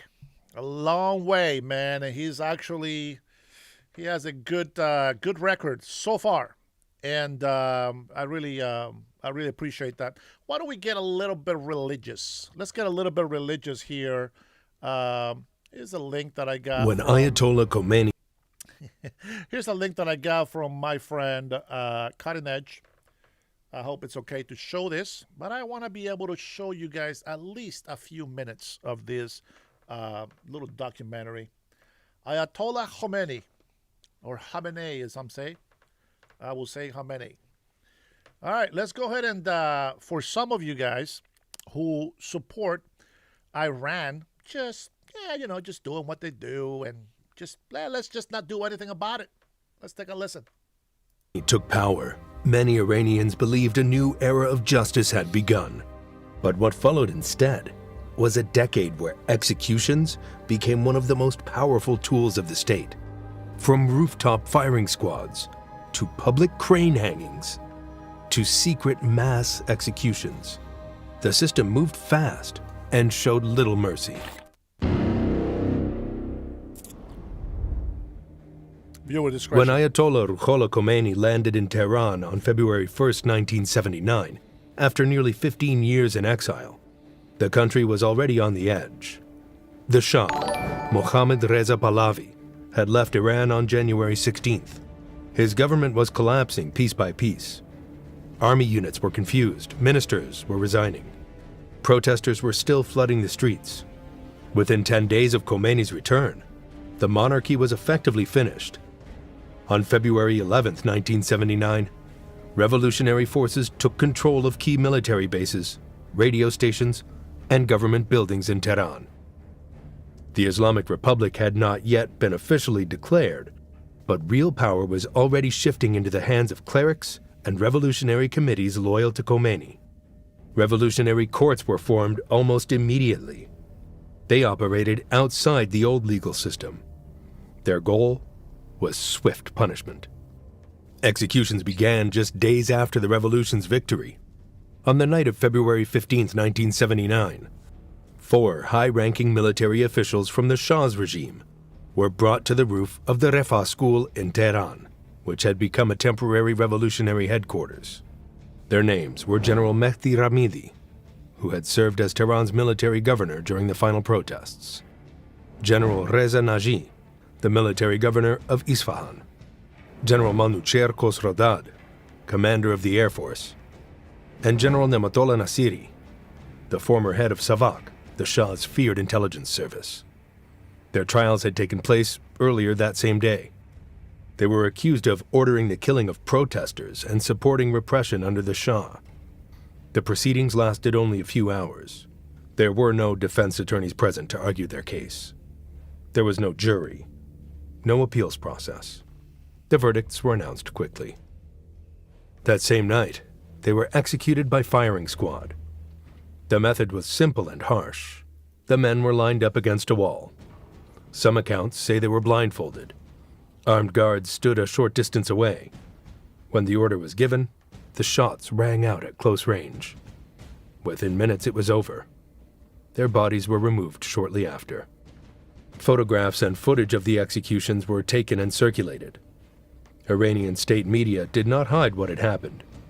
In fact, the images were broadcast. The new leadership wanted people to see it.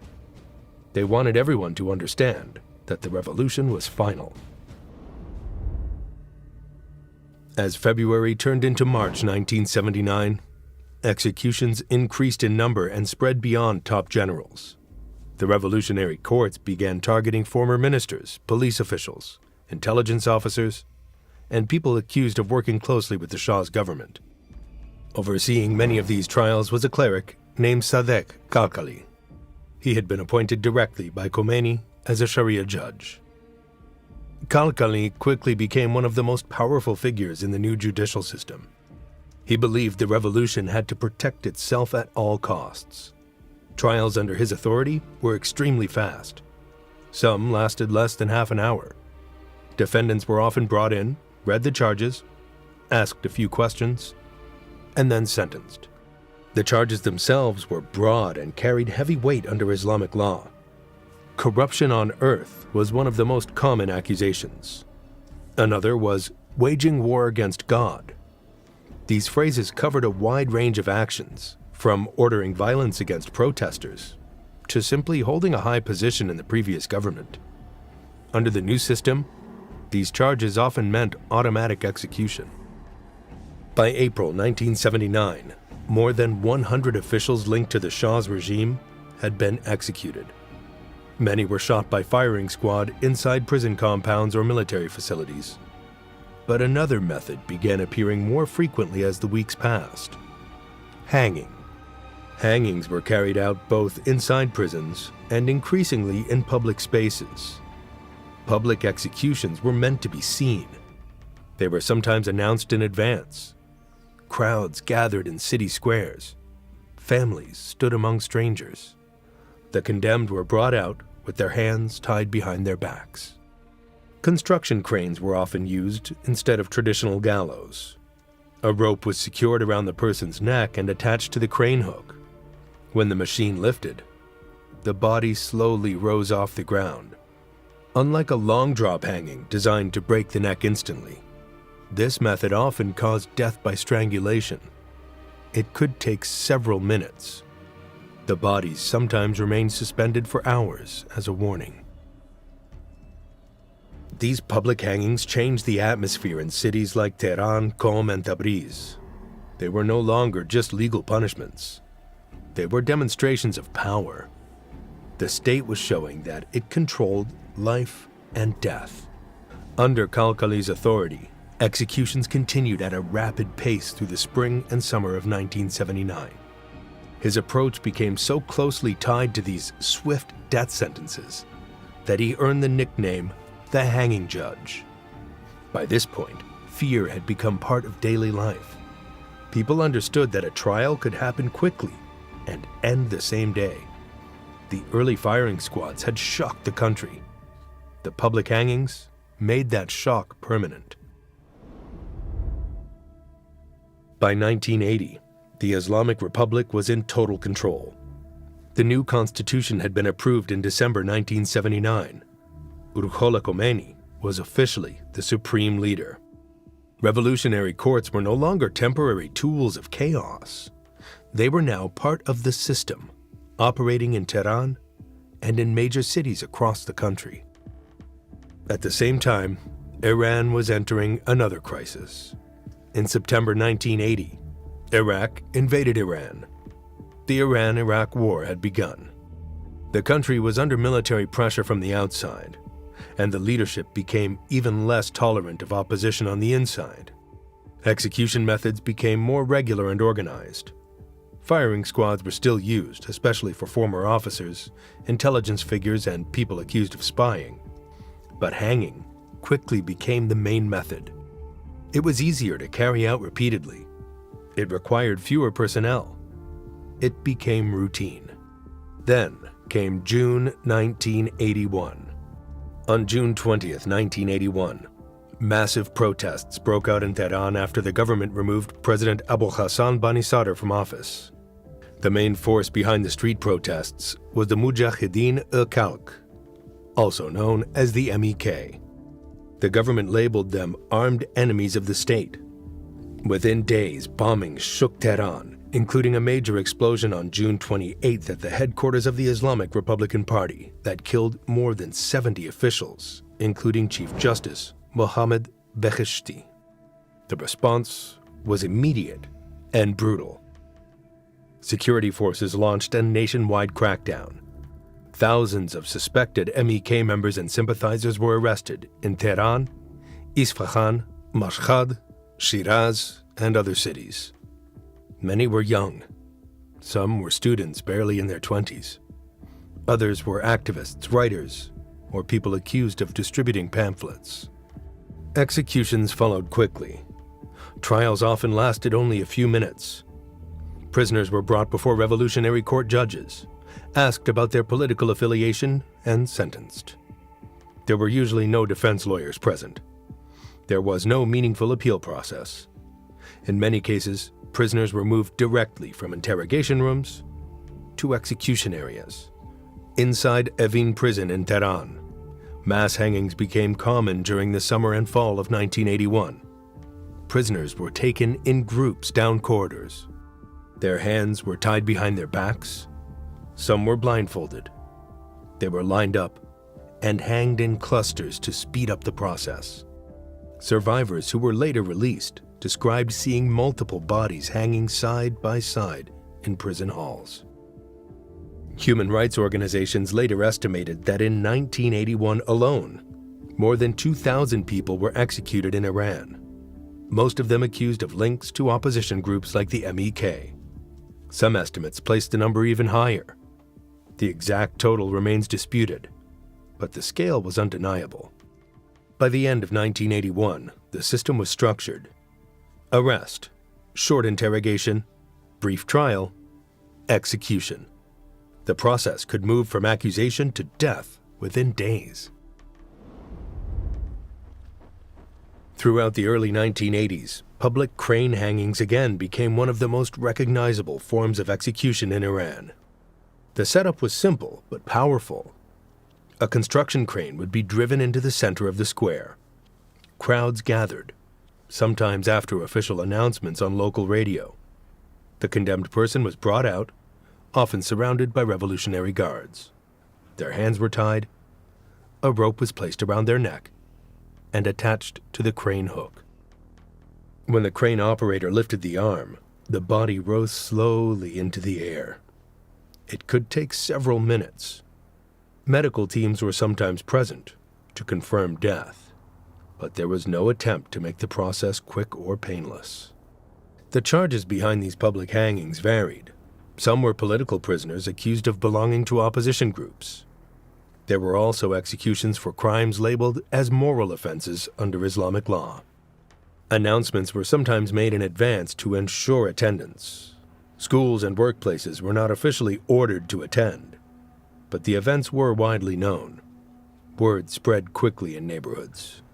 Footage of some public executions was filmed and circulated domestically.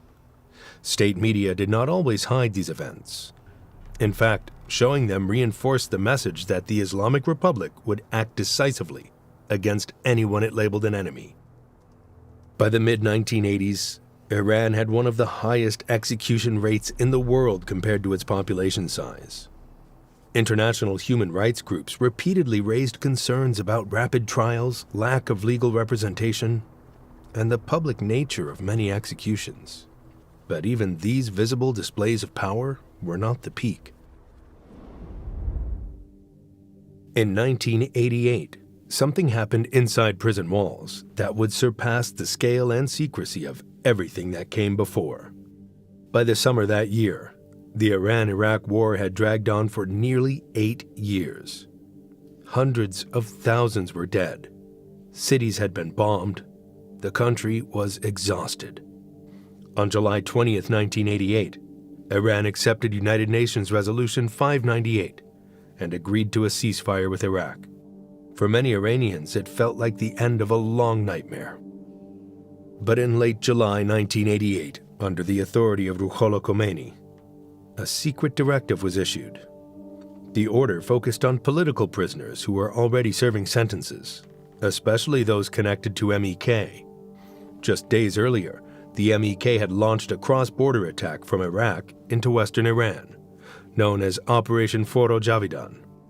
The Iranian government crushed it within days. The failed attack deeply angered the leadership in Tehran. Shortly after, prison officials across the country were instructed to re-examine certain inmates. These were not new arrests. Many of these prisoners had been in jail for years. Some had already finished their original sentences, but were still being held. Inside major prisons, such as Evin in Tehran and Gohardasht prison in Karaj, special panels were formed. Later, survivors would call them death commissions. In Tehran, the panel included figures such as Hossein Ali Nayeri, a Sharia judge, Morteza Eshraghi, the Tehran prosecutor, and Mustafa Pourmohammadi, a representative from the intelligence ministry. Their job was to question prisoners and decide their fate. Prisoners were brought in one by one. The questioning was short. Sometimes it lasted only a few minutes. If a prisoner refused to renounce their political affiliation or was seen as loyal to the MEK, the decision was immediate. They were sent out of the room and directed toward another section of the prison. Many did not understand at first what was happening. Most were hanged. The executions were carried out inside prison halls, storage rooms, or makeshift execution areas. Groups of prisoners were brought in batches. Ropes were prepared in advance. The process moved quickly. There were no public announcements, no media coverage, no official statements. Families were not informed beforehand. In many cases, they only learned weeks or months later that their relatives had been executed. Some were told to collect personal belongings from prison offices. They were warned not to hold public mourning ceremonies. The exact number of those executed between July and September 1988 is still debated.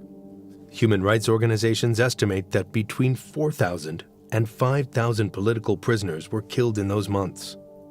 Some opposition sources claim even higher numbers. What is clear is that the majority were linked to the MEK, but leftist groups such as the Tudeh Party and other Marxist organizations were also targeted in a second wave of executions later that summer. Bodies were not returned to families. Many were buried in mass graves. One known burial site is Kavaran Cemetery, located on the outskirts of Tehran. Families later reported that they were never officially told where their loved ones were buried. Over the years, some alleged mass grave sites were disturbed or altered, adding more pain and uncertainty. Unlike the public hangings of the early 1980s, this operation was carried out in silence. There were no cranes in city squares, no crowds, no cameras. The secrecy was part of the design. This was not random violence. It was organized. Prison records were reviewed. Names were called systematically. Decisions were made in structured panels. The machinery of the state focused on prisoners who were already behind bars and under full control. These prison executions became the most concentrated wave of executions during Khomeini's rule. It happened in just a few months. Thousands were killed without new trials in any real sense, without public scrutiny, and without acknowledgement at the time.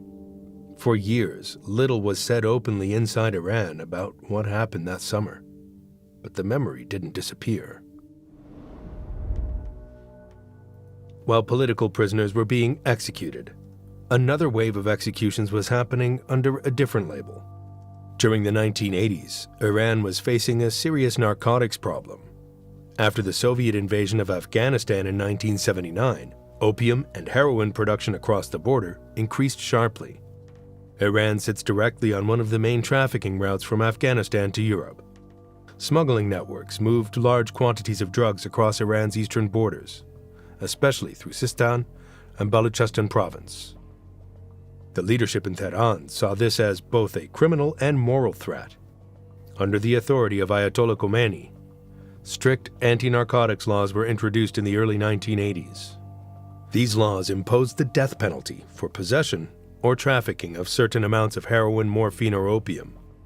The quantities required for a death sentence were not always large by international standards. Repeat offenses could also lead to execution. Revolutionary courts handled many of these drug cases. The process often moved quickly. A suspect would be arrested, interrogated, and brought before a judge. Trials were usually short. There was limited access to defense lawyers. Appeals were either restricted or did not significantly delay execution. Most of these sentences... That is crazy, isn't it? That is crazy, but this is the religion that you libtards defend. I find it interesting, just like in history tells me with when Jesus Christ was at the tribunal, that it was a custom that they will release a prisoner to the people. And this is exactly the kind of people that said crucify Jesus and give us Barabbas, you are looking at the same people here in my chat. Hammerman, Isabella, David. These guys are the same evil, the same demon that we had back then is the same demon that we have today. And they come into chats like mine. They do all this hateful talk, even though all we do is talk about making everybody's life better. They spend so much time defending criminals and putting down law-abiding citizens and peaceful people. They think that we are the kind of Christians. They think we're the kind of Christians that just sit there and take it. But we're not that kind of Christians. We are warrior Christians. We will defend our rights. We will fight for justice. And we're not afraid because it's fair. We will have God's justice. The fact that you sit here and insult me, that's okay. I'll let you have your freedom. If that's what makes you happy, okay, today is your day. Today I'm feeling very lenient. Today I'm feeling very oily. Got me some of the DD oil so that all your insults can just slip right off of me. That's horrible. That is horrible. But anyways, Dave, today you get a free pass. No out of jail. We don't blame, says Hammerman. All you've been doing is blaming. All you've been doing is defending criminals. You have been preaching hate. You are the one that is a fascist. You are the ones that are doing all this bad stuff. Oh, man. Don't worry. Pretty soon, there will be one more thing behind me. I'll probably put it right here on this side. And it's going to be a nice, beautiful sign that says, "Watch out for ICE." I wanted to keep that as a secret, but I just can't help it. I can't help it. Thank you, and I love you, dude. We're going to give you some love here. Let's see, Eugene.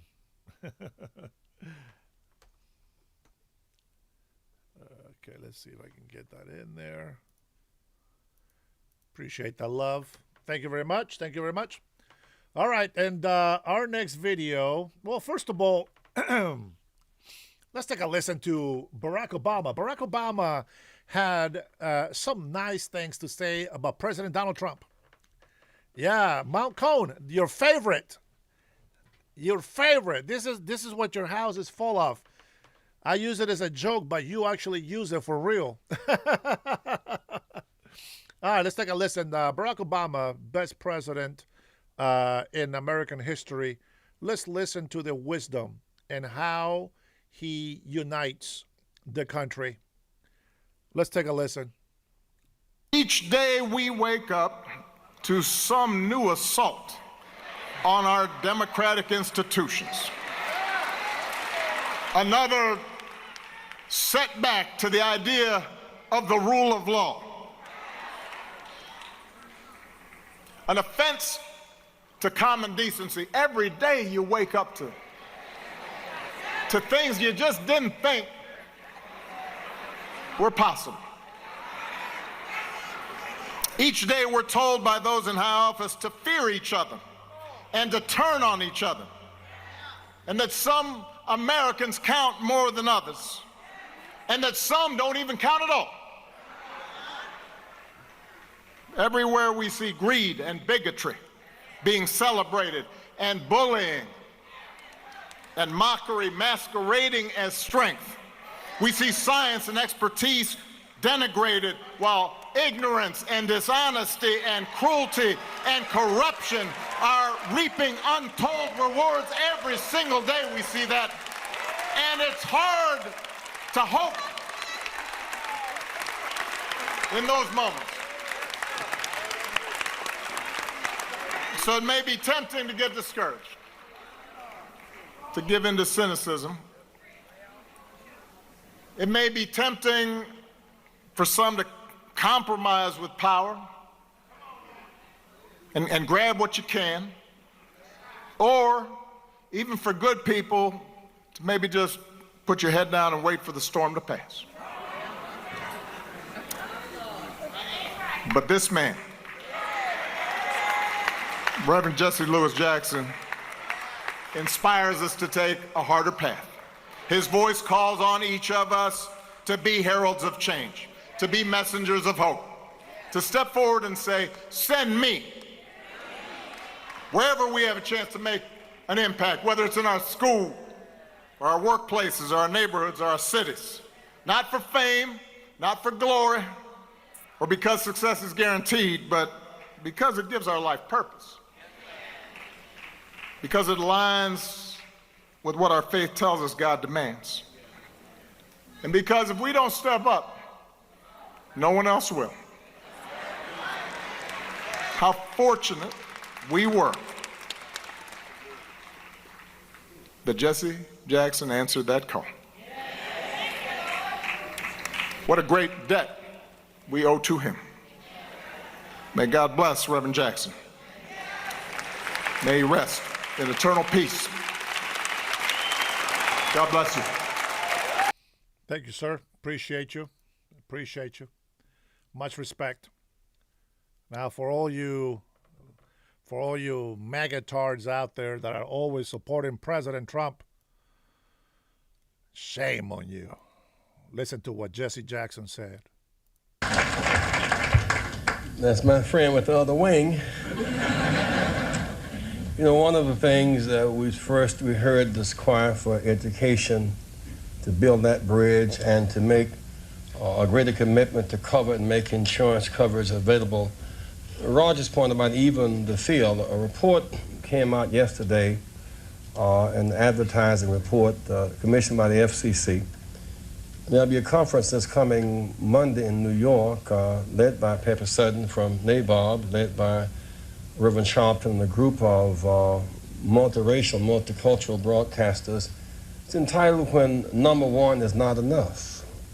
When the station with number one get number 16 in revenues, number two gets 18 in revenues, when number one is not enough.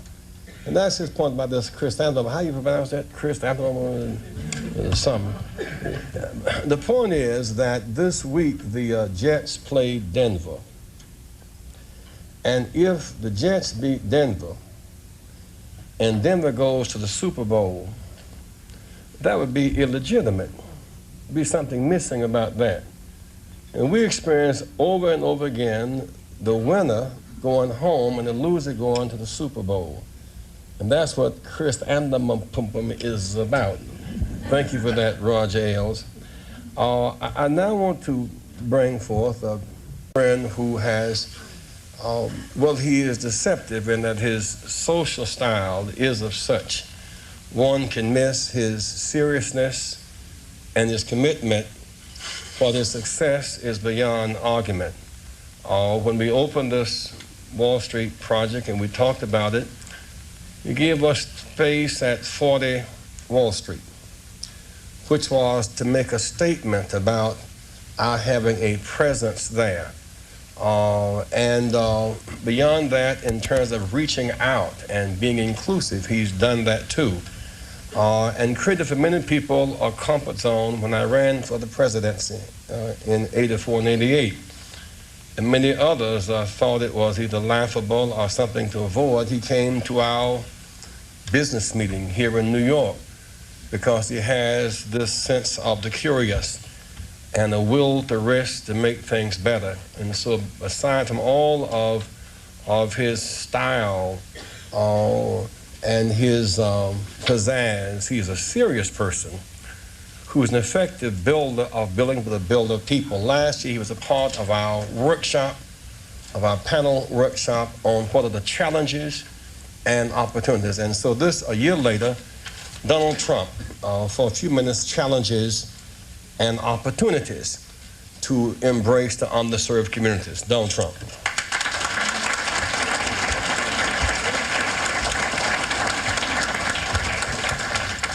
Well, it is an honor to be here, and I was with Jesse last year, and we had a lot of fun, and it was a little different We had a real panel where you asked questions and everything, and we didn't do so much speaking. So I'm going to get off here very quickly because I want to hear some questions. Jesse started off by saying most of the wealth in this country is in the hands of a few. And I thought to myself, is that a bad thing? What's wrong with that, Jesse? But he did have an expression last year, and I was just telling Roger,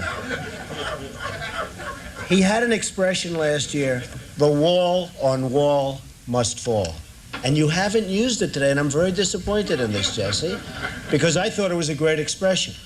And I heard the expression about 14 times, and then he came to me at the end of the session, and he said, listen, I want some office space in your building on Wall Street, because the wall on wall will fall. And I said, it's okay, Jesse, I'll make a good deal with you. I'll get you some space. You'll pay about $40 a foot. And he said, no, I don't want to pay 40. I said, how about 30? No. It was the cheapest deal I ever made in the history of 40 Wall Street. Is that right? He got it for nothing. He's a very tough negotiator. We know that, right? Nah, he's a terrific guy. We love him, and I'm here for him. And the snow came, and I said, gee, nobody's going to show up, and look at this place, it's packed. I do want to say a couple of things. First of all, where's Percy?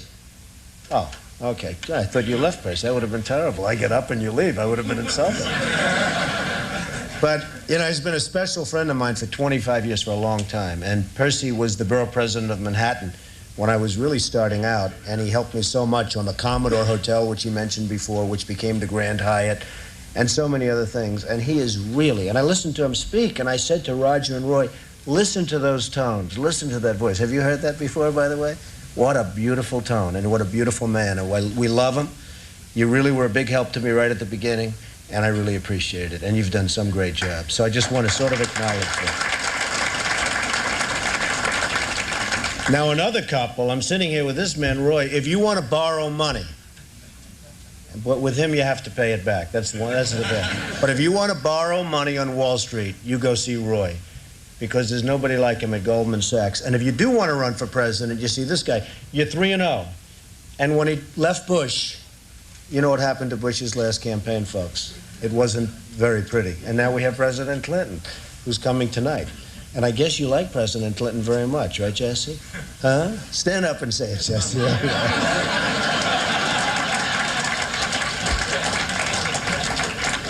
Well, I just say a few words. I mean, Wall Street and New York City and this whole region is doing unbelievably well. I'm building a job on the West Side, which is the largest job ever approved by the New York City Planning Commission. You see it going up along the West Side Highway. It's almost 10 million square feet. It's 18 buildings, and it's really going to be something.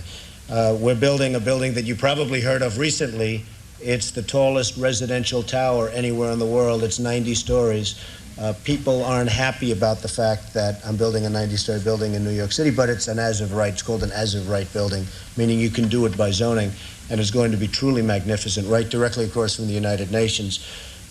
We just bought the General Motors building. We just completed Trump International Hotel and Tower, which just yesterday got the Mobile 5-Star Award. Only 4 in the country got it for its whatever it is, and it's been a tremendous success. We're doing a lot of other things, and I will tell you, a large percentage of the people, and especially in construction, that are building these great jobs are black and minorities, and I'm very proud of it. We have close to 25%, and I think the number's going up, and they do a great job. There are no better builders than we have in New York, and a big percentage of that is black and minority folks. So I just want to thank everybody in the room for being here. I look forward to some questions.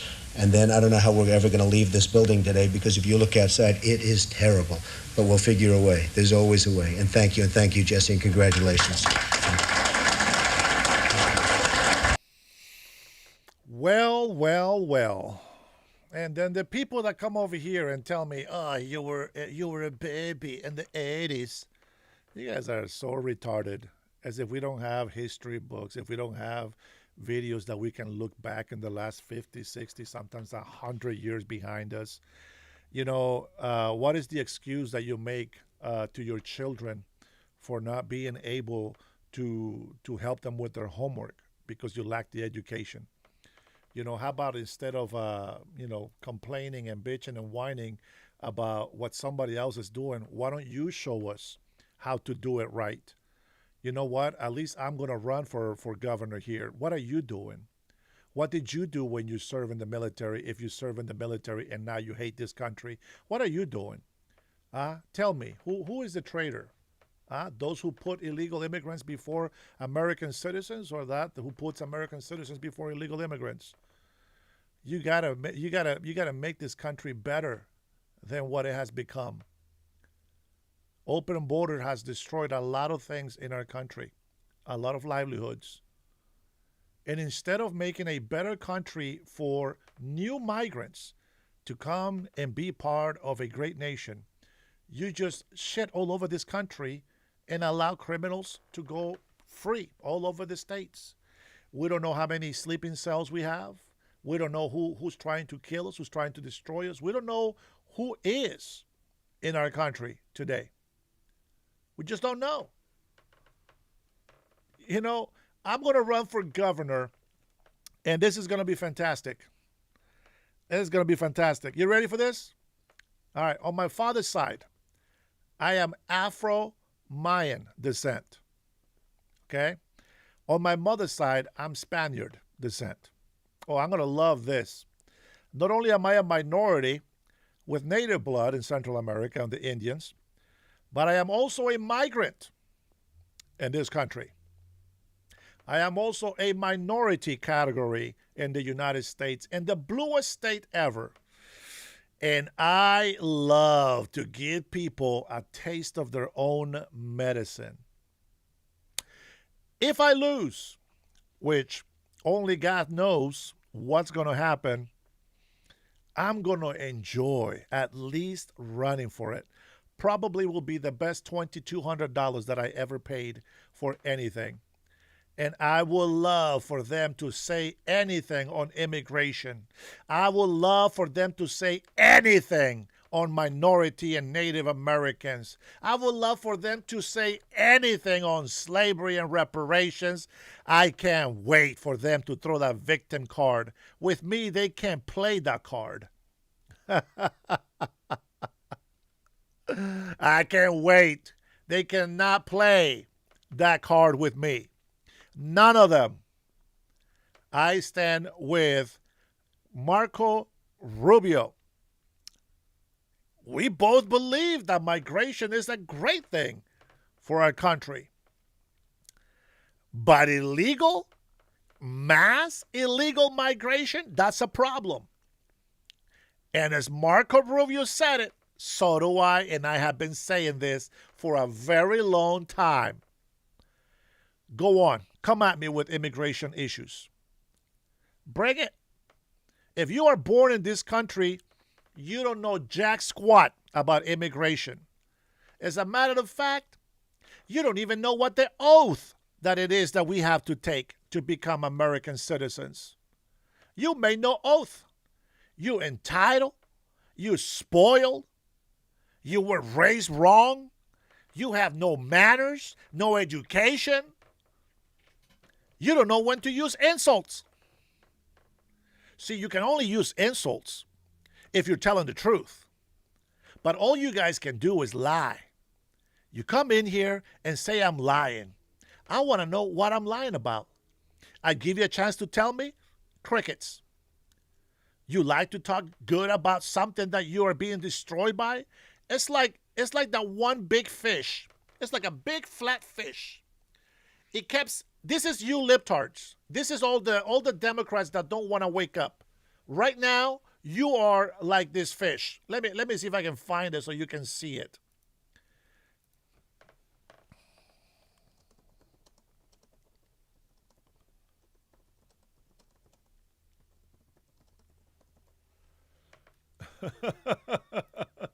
Let me see if I can find it.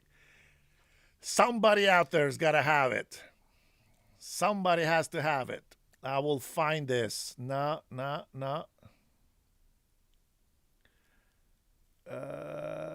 What's the name? Somebody, if you're into fishing, let me know. What is that fish? What is the name of the fish? There is a fish that he gets eaten alive, and he can't really swim. And the sharks and all the other animals in the ocean, they take bites at him, and he's still alive, and he's just chilling. There's nothing he can do about it. SoCal, because you have never been able to correct me. You are in libtard land. I hope one day you get to Lear to see the truth. You praise Gavin Newsom, the guy that is destroying your state in California. Businesses are leaving. Gas just hit $8 and some change. $8.30, I believe, in California. And you libtard still think that Gavin Newsom is the best governor ever.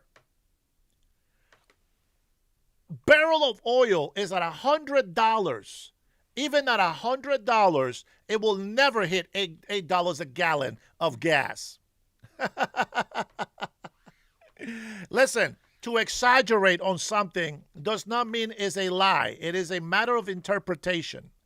A lot of you libtards out there don't know sarcasm. You guys know jokes. You guys get offended by every little joke out there. How many comedians have I seen that have to get people kicked out of the comedy clubs? A lot of libtards. Oh my God, you shouldn't be doing racist jokes. Oh my, I'm offended. Shut the hell up.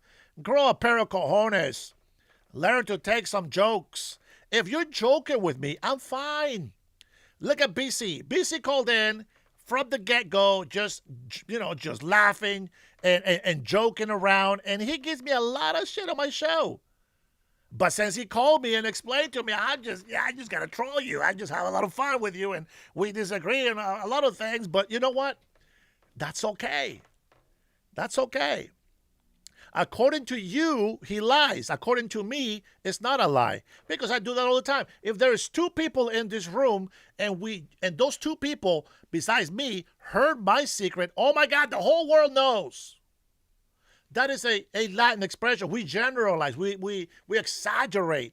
Of course, two people is not the whole world, but that's how it is. You guys want President Trump to be 100% accurate. You libtards, you hypocrites. I wish that you will hold Democrats to the same standard. All I hear from libtards, this is why you're a libtard. All I hear from libtards is, oh my God, tariffs. Oh my God, jobs, unemployment. Oh my God, shut up. How about you give me some fixes? How do we fix this problem? How do we fix illegal immigrants in this country? Well, they're paying taxes. We don't care. They're doing fraud, but they're paying taxes. That's your excuse? That is the reason for you to allow illegal immigrants to be in this? How stupid are we here? Come on, wake up. You got to stand up for America. SoCal, I don't know where the hell you live in California, but everybody that I know that are friends in California, bro, none of them speak good about California Governor Newsom. None of them. But you do all the time. You have come into my channel and admit that you hate President Trump and that you are a far leftist. There's nothing that I can talk with you about. Who's the bootlickers, Rock James? You can barely spell, but who's the bootlicker? The one that defends criminals? I'd rather be a bootlicker of somebody who is just. You do it to criminals. You do it to people that shit in your face. I don't. I don't like being manipulated. I don't like being used. What the hell is the name of this fish? You guys got me distracted from what I was looking for.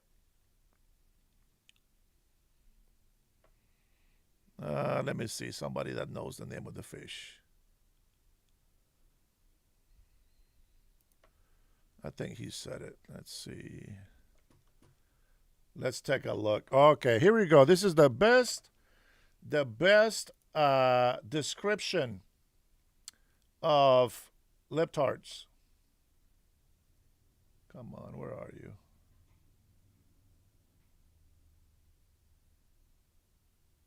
Is it? No, that's not it. It's not It's not the moonfish.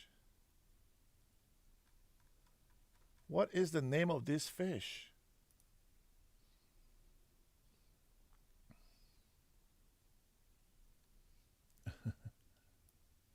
All right, here it is, right here.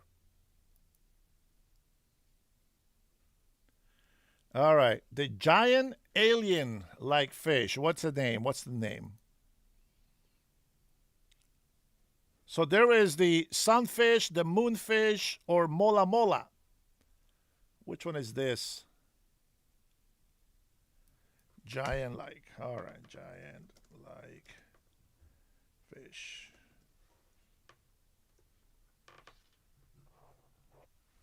Okay, there it is. It's the giant mola. Giant mola. This is the libtards in a nutshell. Here we go. Let's take a listen. I think it's this one. Let's see.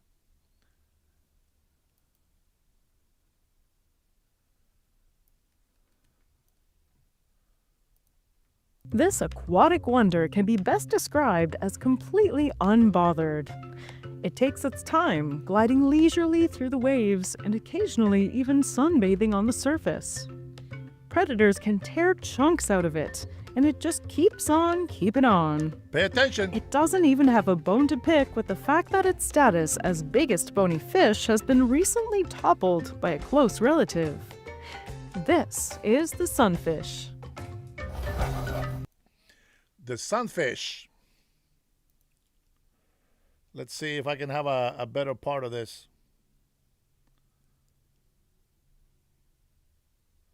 God, I want to see one. I want to show the one that shows. So anyways, this fish has no chance. This fish has no chance of survivor. There is no chance this fish has survival. He literally just floats on by while he is eaten alive.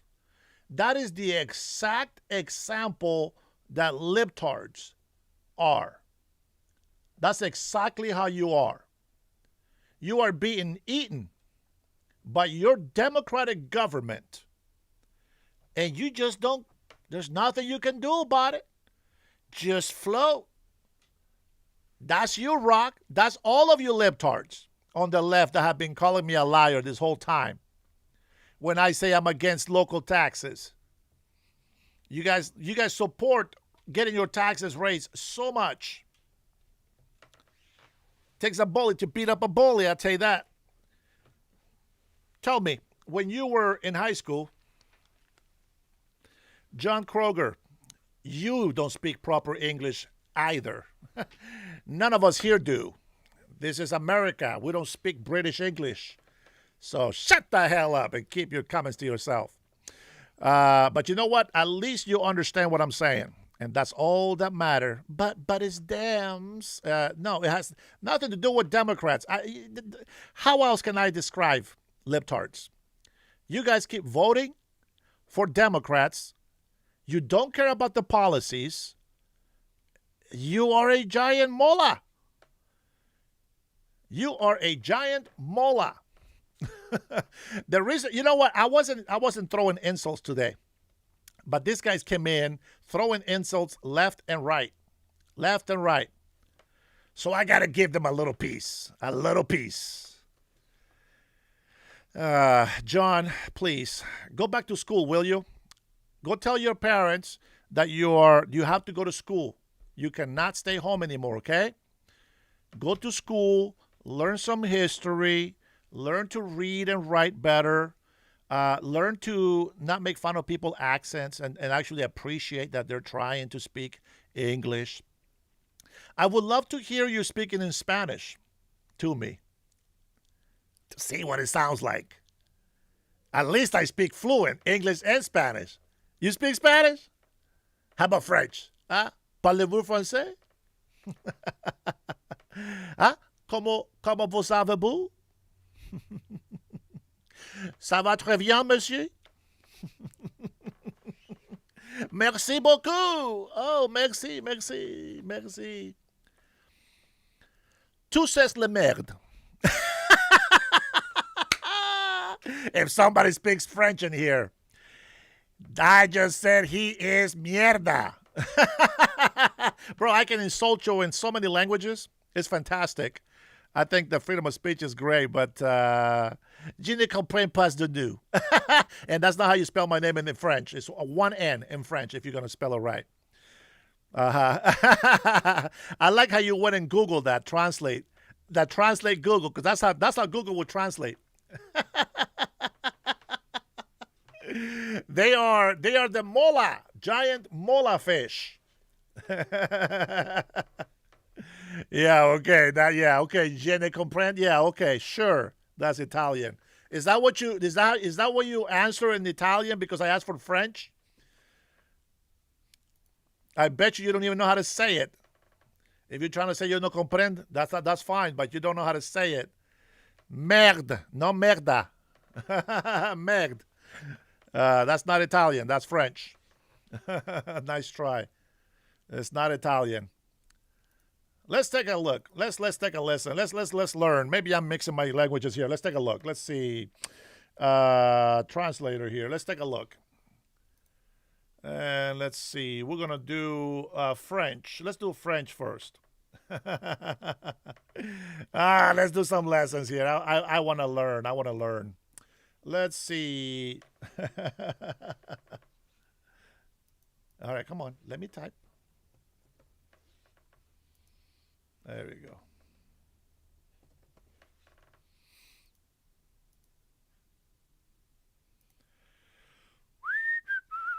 And we're gonna compare it to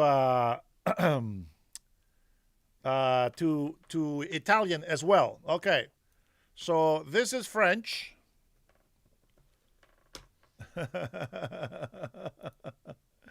And let's see what the Italian is. Where is Italian? And there's your Italian. Italian, French, Spanish. You know why they are so similar? Because they're Latin, you morons. Ciao, bella. You got to show these libtards. These libtards think that they're the only ones with Google Translate. They think they're the only ones that can look Google Translate. Yeah, okay. Oh man, this guy. Let's take a look. Let's see. Oh,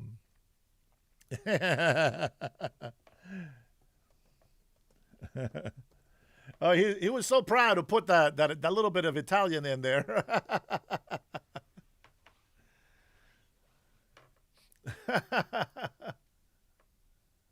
No capisco. Capicho. Bro, true story. There was a guy that was trying to sell me some leather jackets from I think that's Dutch. Yeah, it is. Hey, you guys want to throw insults on other languages? See, I can go in Spanish all day long, my friend. Oh man. All day long.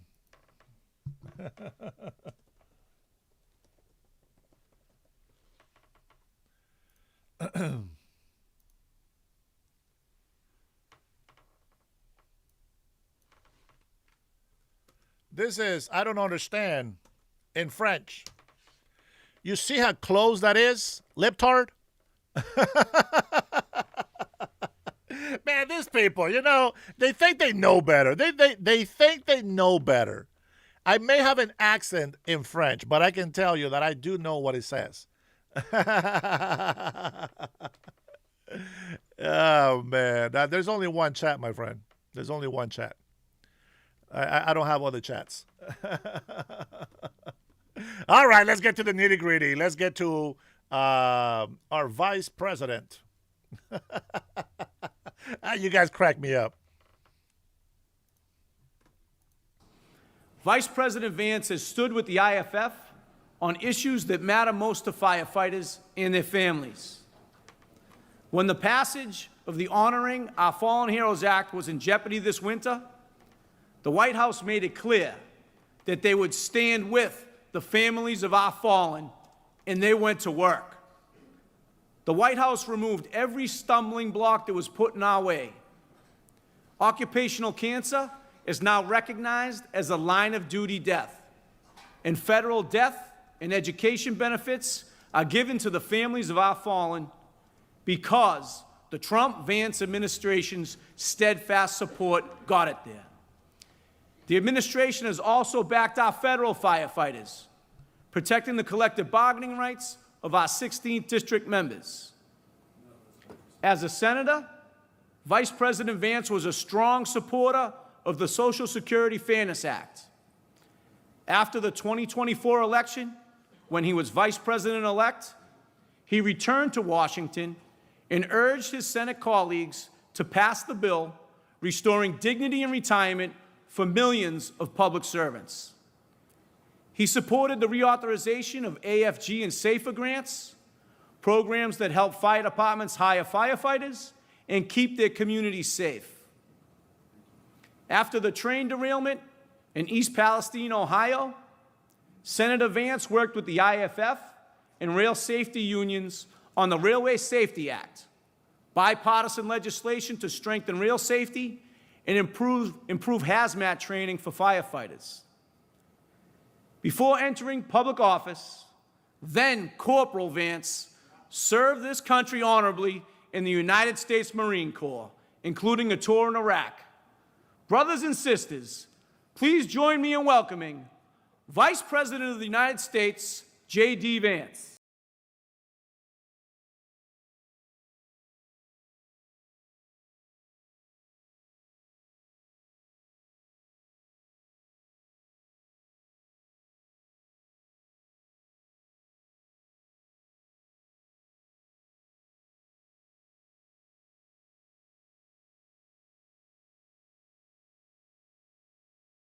It's great to have you in our nation's capital. I always say to everybody, this is a very big group. I can't see any of you because these spotlights are glaring bright.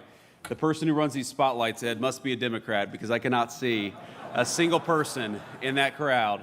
But I'm told there's about 700 of you out there, and so I say to everybody, whether it's a small school group or 700 great firefighters from all across our country, that this is your nation's capital. This is your capital. Your tax dollars built these beautiful monuments and museums, and I know you got a lot of work to do while you're here in Washington, but I hope each and every one of you gets to enjoy this beautiful city, especially as the weather turns really nice here in Washington, D.C. Now, the one bad thing about the weather is when it starts to get warm, you know, as a politician, we're gearing up for political campaign season. And I'm probably as sick of politics as you all are, so that's the one downside. But I hope you enjoy this beautiful spring weather and enjoy your nation's capital while you're here. We're thrilled to have you. And I just want to say thank you so much to Ed and to the entire team at the International Association of Firefighters. Ed Kelly has been a great advocate for you and for firefighters all across the United States of America. In fact, when we met backstage very briefly, we talked a little bit about some of the great legislative accomplishments of the Trump administration, and we'll talk a bit about that here in a second. But then the second half of the conversation was Ed trying to shake me down even more. He was trying to think, what else can we get out of this administration? And I love that. I love a guy who fights for his people. I love a firefighter who knows he stands for and represents firefighters. And I hope all of you know that we're going to work with you over the next few years to continue to solve the problems that exist for our firefighting community. One of the things that a lot of you know about this administration and hopefully appreciate about this administration, but I'm going to make my pitch here, is that we have been unique among Republicans in that we haven't turned away organized labor. We have tried to find ways to work with organized labor. Not that we're always going to agree, but another great Bostonian, Sean O'Brien, the head of the Teamsters Union, we found ways to work together to serve working people. And there is no group of people that is harder working and more important for our community than our firefighters. And so thank you all for being here, and thank you for honoring me by inviting me to give you a few remarks today.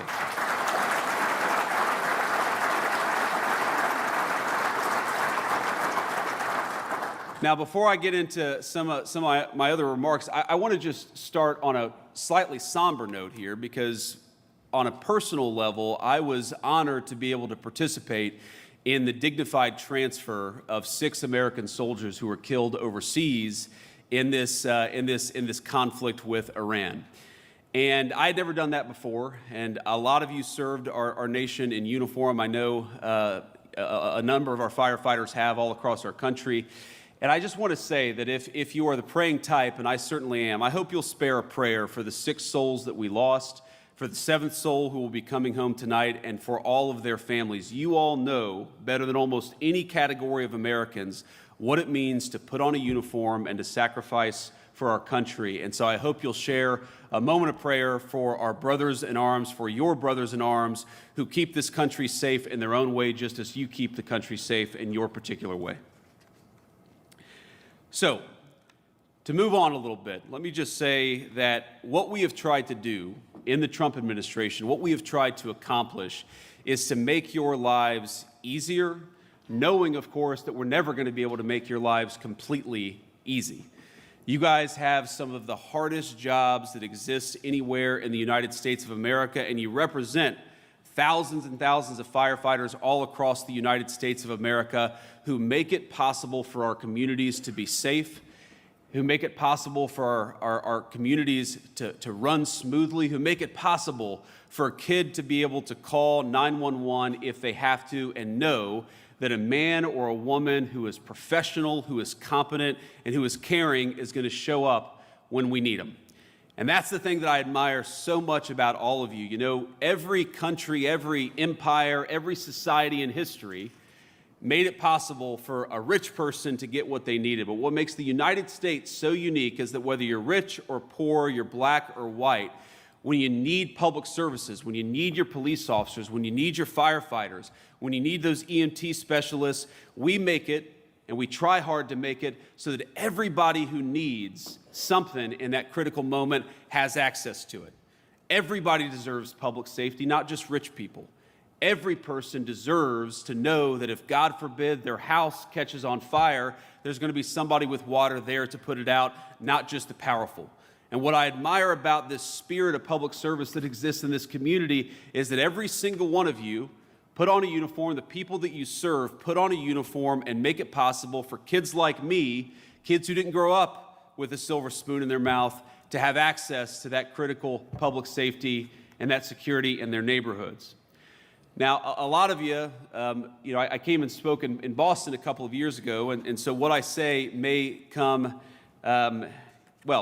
you may have heard me say it in Boston, but I'm going to repeat it for those of you who didn't hear me say it in Boston, which is that, a couple times I was one of those scared little kids who had to call the firefighters, who had to call the EMTs. My own mother struggled with opioid addiction for a very large chunk of my life, and I remember when she was having a particularly dark moment and she needed some help. I needed some help. Our family needed some help. I picked up the phone, I called 911, and a number of brave, professional, compassionate firefighters from Middletown, Ohio showed up, and they calmed my mom down, and they made it possible for us to go on with the rest of our day. They made a kid who was scared to death feel like he had an ally in this world. I will never forget that. I will never forget also when we had to call 911, it wasn't a firefighter, it was an EMT who came and took my mom to the hospital because she had had a very terrible overdose. And I remember holding her hand, hoping to God that she would be okay, that she would wake up. We know a lot of our people have not woken up when they have those opioid overdoses, but by the grace of God, my mom did wake up. And by the way, she's now been clean and sober for north of 11 years. We celebrated her 10-year sobriety. Thank you.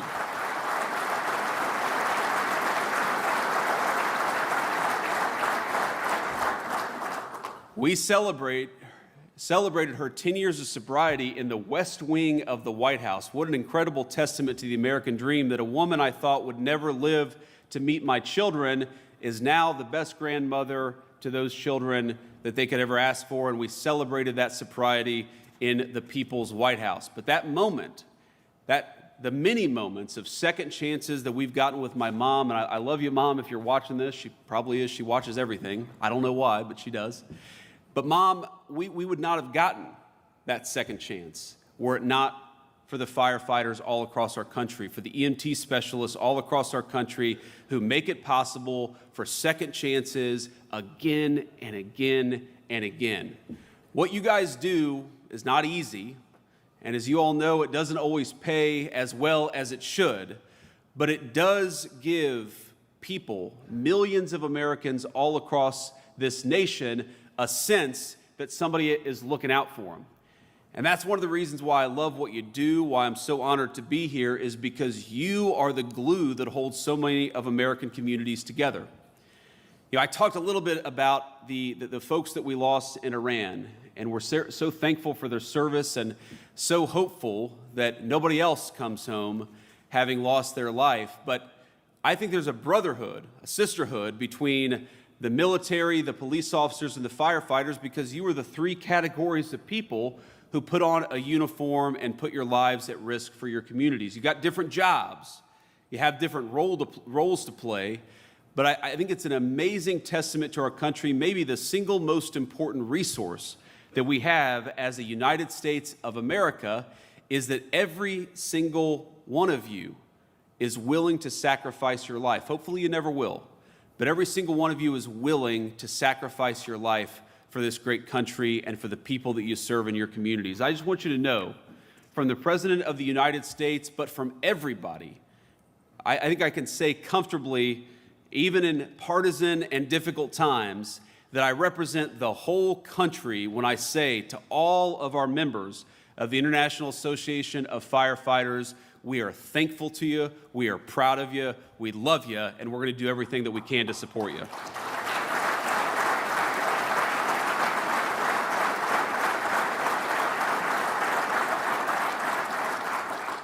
Now let me talk just a little bit about what it means to really support you, because I think it's important. It's of course important that the Vice President stand up here and say how grateful he is, and I certainly am.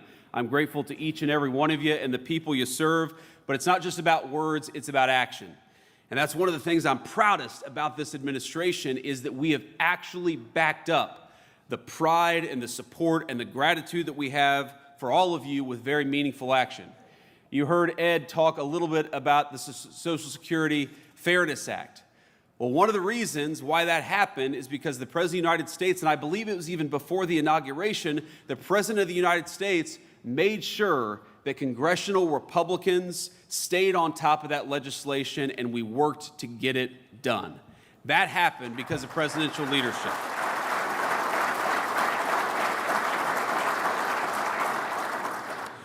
Do you think Joe Biden was making those phone calls, ladies and gentlemen? I just got to say, I don't think so. Sorry, I got a little partisan there.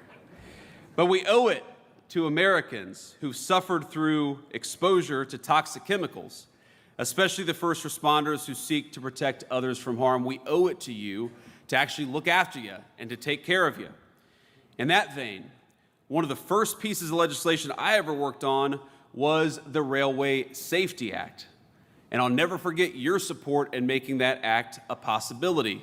We actually got it, by the way, into the most recent transportation package. I'm sure Ed and all of you will use your very able lobbying and persuasion tactics to make sure that that legislation actually becomes law. Because here's the thing. When I met the firefighters who dealt with that terrible train derailment in East Palestine, one of the things that I picked up is, they weren't angry. They weren't mad. That was their job. They went into a very dangerous situation because that was their job and that's what they expect to do. But they were worried about one thing. What might happen with all these toxic chemicals that were in the air? Would they have long-term problems? Would they suffer some consequences? And one of the things that Secretary Kennedy and I worked on is making sure that we are studying the long-term effects of toxic chemical exposure in East Palestine. We appropriated millions of dollars, and trust me, when I was a senator, I worked to get that money from the last administration just to understand the effects of toxic chemical exposure over time. And we didn't have that until this administration came along and Secretary Kennedy made it a priority, because we want you all to know, if God forbid you run into harm's way, what are the consequences going to be to you over the long haul? And importantly, what are the kinds of medical treatments that you're going to need if you're in that situation to make sure that the sacrifice that you make in the line of duty doesn't become more than it has to be? Those are the kinds of tangible steps that we are trying to take.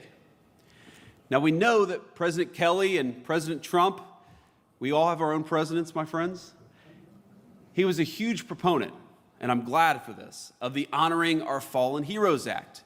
Now, that was critically important legislation that you all know President Trump signed into law just a few months ago.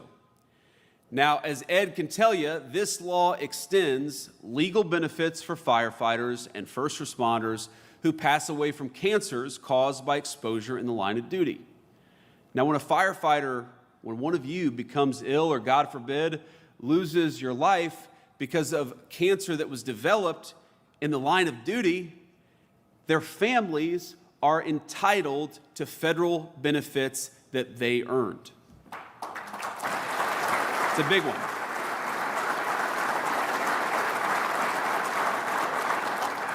Now, I say they already earned them because we owe it to Americans who suffered through exposure to toxic chemicals, especially the first responders who go into harm's way to protect others from harm.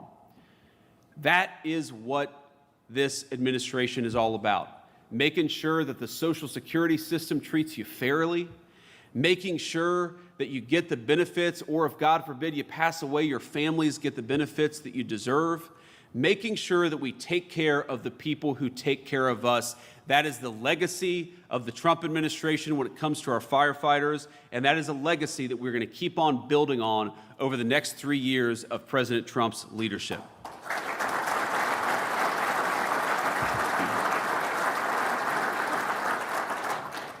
Now, I want to close with a very simple point. This is an administration that is fighting first and foremost for working men and women. I talked about that a little bit at the beginning. We're especially fighting for working men and women who serve the public interest, and that's what all of you do. You know, when I was a little kid, I wanted to be a United States Marine. Some kids want to be doctors. Other kids want to be teachers. Some want to be astronauts, but it's, as you know, a lot of little kids all across our country, they want to be firefighters. That's a great testament to the work that you do every single day. I guess my point here is that every kid in our country has dreams, and those dreams come in many shapes and sizes. And what I want most of all is for your service and your sacrifice to be rewarded by all of us living in a country where you don't have to be rich or lucky to obtain the American dream. You just got to have a little grit, a little determination, and a lot of hard work. I want all of us, your kids and mine, to live in safe neighborhoods. I want us to send our kids to good schools. I want our families to not have to live paycheck to paycheck. And that's why our administration is fighting for all the policies that we've been fighting for, from the low crime to reversing the inflation of the Biden years, because we want every single person in our community to be able to live a good life. What is the work of all of you, of our firefighters and our EMTs, if it's not to ensure that every kid has an opportunity to live in safety and security? You do your part every single day, and I'm proud of you for it. But that means that we've got to honor your service by doing our part here in Washington, D.C.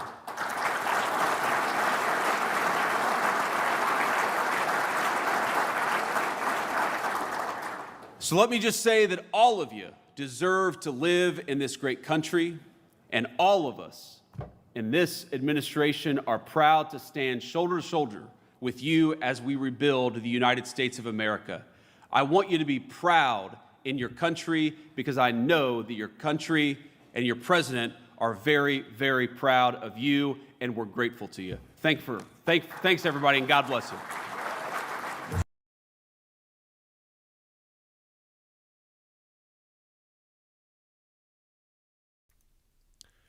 So here we go. This is the crazy thing about all this thing is that you libtards don't understand. You think that by shying away from somebody has been warring us for 47 years, you think by shying away, you think you're going to defend this country? You libtards didn't do shit to defend this country from millions of illegal immigrants coming from the southern border. If I was you, I would just shut the hell up. I wouldn't say anything. None of you who are against President Trump have any right to say anything because you haven't done anything to help the American citizens. You haven't done anything to secure the border. You haven't done anything to help the economy. You haven't done anything to help create jobs. You haven't done anything to make sure no illegal immigrants were getting health care benefits. You haven't done anything to help our homeless veterans on the street. You haven't done anything to stop drugs from coming into this country. On the other hand, President Donald Trump has destroyed drug boats coming into here, has restored democracy in Venezuela, has restored an innocent man back to Honduras, President Juan Orlando Hernandez. He has cleaned Venezuela's communism out of Venezuela. The people of Venezuela now have a chance to a democracy. Mexico is being destroyed by their own poison. Central America is being better because of the fight of Trump and the union of Nayib Bukele with all of the Latin American countries who want to put a stop to all these drugs. China is now paying the price for their stupidity. Russia doesn't dare to say anything about the United States of America, and Iran has what has been coming to them. For us to do war on them, we will put boots on the ground and we will go in all-out war. Right now, we are preventing the strikes. We're doing preventive strikes to stop a full-on war from being declared. If Pete Hegseth wants to call it a war, he can call it whatever he wants. I gave you the definition of what that is. We are not at a full-on war. You understand? You guys haven't done anything for the economy. You haven't done anything for the poor. You haven't done jack squat but to live on your mama's basement and live off welfare and Social Security, when your lazy ass could have got up and got a job and do something for your country. For all you libtards out there that live with your mama paying your bills, you don't see that the gas in California is $8.30. It has always been expensive, more expensive than in red states. And you blame President Donald Trump for all that bullshit, but you don't say nothing about the local taxes that your governor has been spending up the yang with all the citizens and putting all these illegal immigrants before you, the American citizens. Even if you are, maybe you're not. Maybe you're not even a resident guy. Maybe you're one of the illegal immigrants that comes over here with a fake name and are keyboard warriors that think they know everything. You want to go ahead and embarrass me in my chat? You can't do shit in my chat. You know why? Because I speak the truth, and I try to use common sense, and I try to explain it to you, but you don't get it.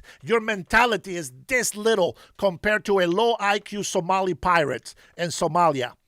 That's who you are. But you know what? I am going to stand here for the United States of America every single day. If we have to fight the battle, I am ready to fight the battle because I will not need permission from the military to qualify for battle.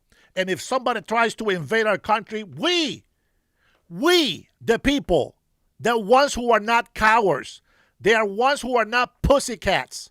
The ones that know what warriors are supposed to do to defend their country, we will protect this land while you cowards hide in your basement waiting for a stimulus check from the government because you didn't do anything to work, to do anything for your country. You want to go ahead and go off and insult all the people that are actually doing something positive for this nation. You want to come and insult somebody that has come from a third world country that appreciates the greatness of this nation, who loves the American citizens of this country. You think you can come over here and try to insult me? John Kroger, you don't even speak English correctly, so shut the hell up. Judging somebody by something that you don't even do well yourself. You think you want to go ahead and shut me up in my channel, bro? This is my show. This is my show. You are in the Dennis Herrera show. You get triggered by a little hat. You get triggered by saying Trump was right about everything. You get triggered with all these little things, but you fail to see what's happening before your own eyes. You guys are the giant mola. You are the lazy fish that there's nothing that you can do. You let sharks take a bite of you, your body is halfway gone, and you keep defending the sharks. The same people who turn against the American citizens of this country. You are trash ass, Ashashan. You are trash. You and your religion is trash. You and your political movement are trash. We stand up for what's right. We stand up for what's righteous. This war that we're fighting, it's not war that we want. But if it does become a full-on war, believe me, they will be sorry They're already sorry about what they're doing. They're already apologizing. But if you want to see what war is, just give it time. I hope that it doesn't come out to real war. Warring, defending, somebody has declared war on us. It's not an all-out war. Now, you can say whatever you want, but you're not going to change my mind. I know what we stand for. You libtards and illegal migrants that are in my chat, all of you, I can tell by your names that you are not American. SoCal, you're a sellout in California. I can't believe that you're seeing all these oil companies leaving California. You see the gas at $8.30. You see all the taxes that the Gavin Newsom and the administration have been raising. You see there's not one track laid of train after billions of dollars being wasted. You see all the houses that burned down because of the stupidity and incompetence of your beautiful Governor Newsom. And you sit there and you defend them, and you want to come over here and correct me? Why don't you fix your house before you come and try to fix my own? Shut the hell up with your hypocrisy and your stupidity. I have no respect for you for the simple fact that you see your people being destroyed, and yet you defend the same cowards who are taking advantage of the American citizens. No respect for you at all.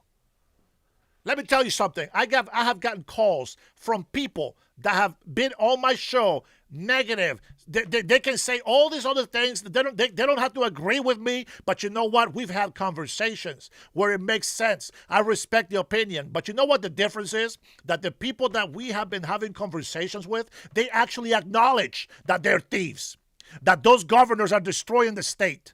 That is the difference. They can talk bad about Trump. Go for it. You can disagree with what's going on. Go for it. But that doesn't mean that I have to put up with your bull crap. I give you a chance to say something on the show. If you don't like it, I don't know why you're here. If this is a trash show, why are you here? You're more than welcome to get the hell out. Very simple. I want American citizens who want to stand for this country to be here. I know Russians that are more American than you libtards on this chat. Asha Hassan, why don't you go yell your Allah Akbar over there in New York? That's where your buddies are. Why don't you go do that? I was waiting for you to come up. I was waiting for you to come up. Get it. Go to war. Go to battle. Go to Milan Buko is Russian, I think. He looked Russian on the picture.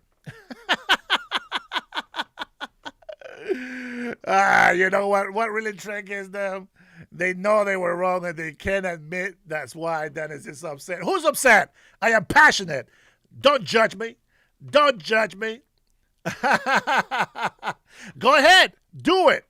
Do it, SoCal. Go ahead. Put your California blue state against any red state. Go ahead and brag about the largest economy. One of the fourth largest economy. Well done. You libtard. You are such a moron. You are celebrating the slavery of the people in California? That's what you're doing? You think because it's the fourth largest economy, you think that's great? You know what? I will give you credit if it was because of job building, because of corporation attractions, because they were doing the right thing for the American people. But the only reason why they make so much money is because they rip off the American citizens, their constituents. They don't care.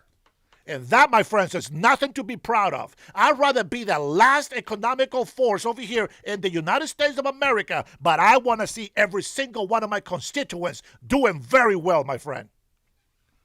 That is a big difference between you, who lives with your mama in her basement, and me, with a family. That's right. Your truth is not my truth, but your facts, my friend, they're wrong. You are giving praise to somebody who doesn't deserve it. You are giving praise to somebody who hates people. The guy that says that he is dumb enough to be black. That's your governor. Well, guess what?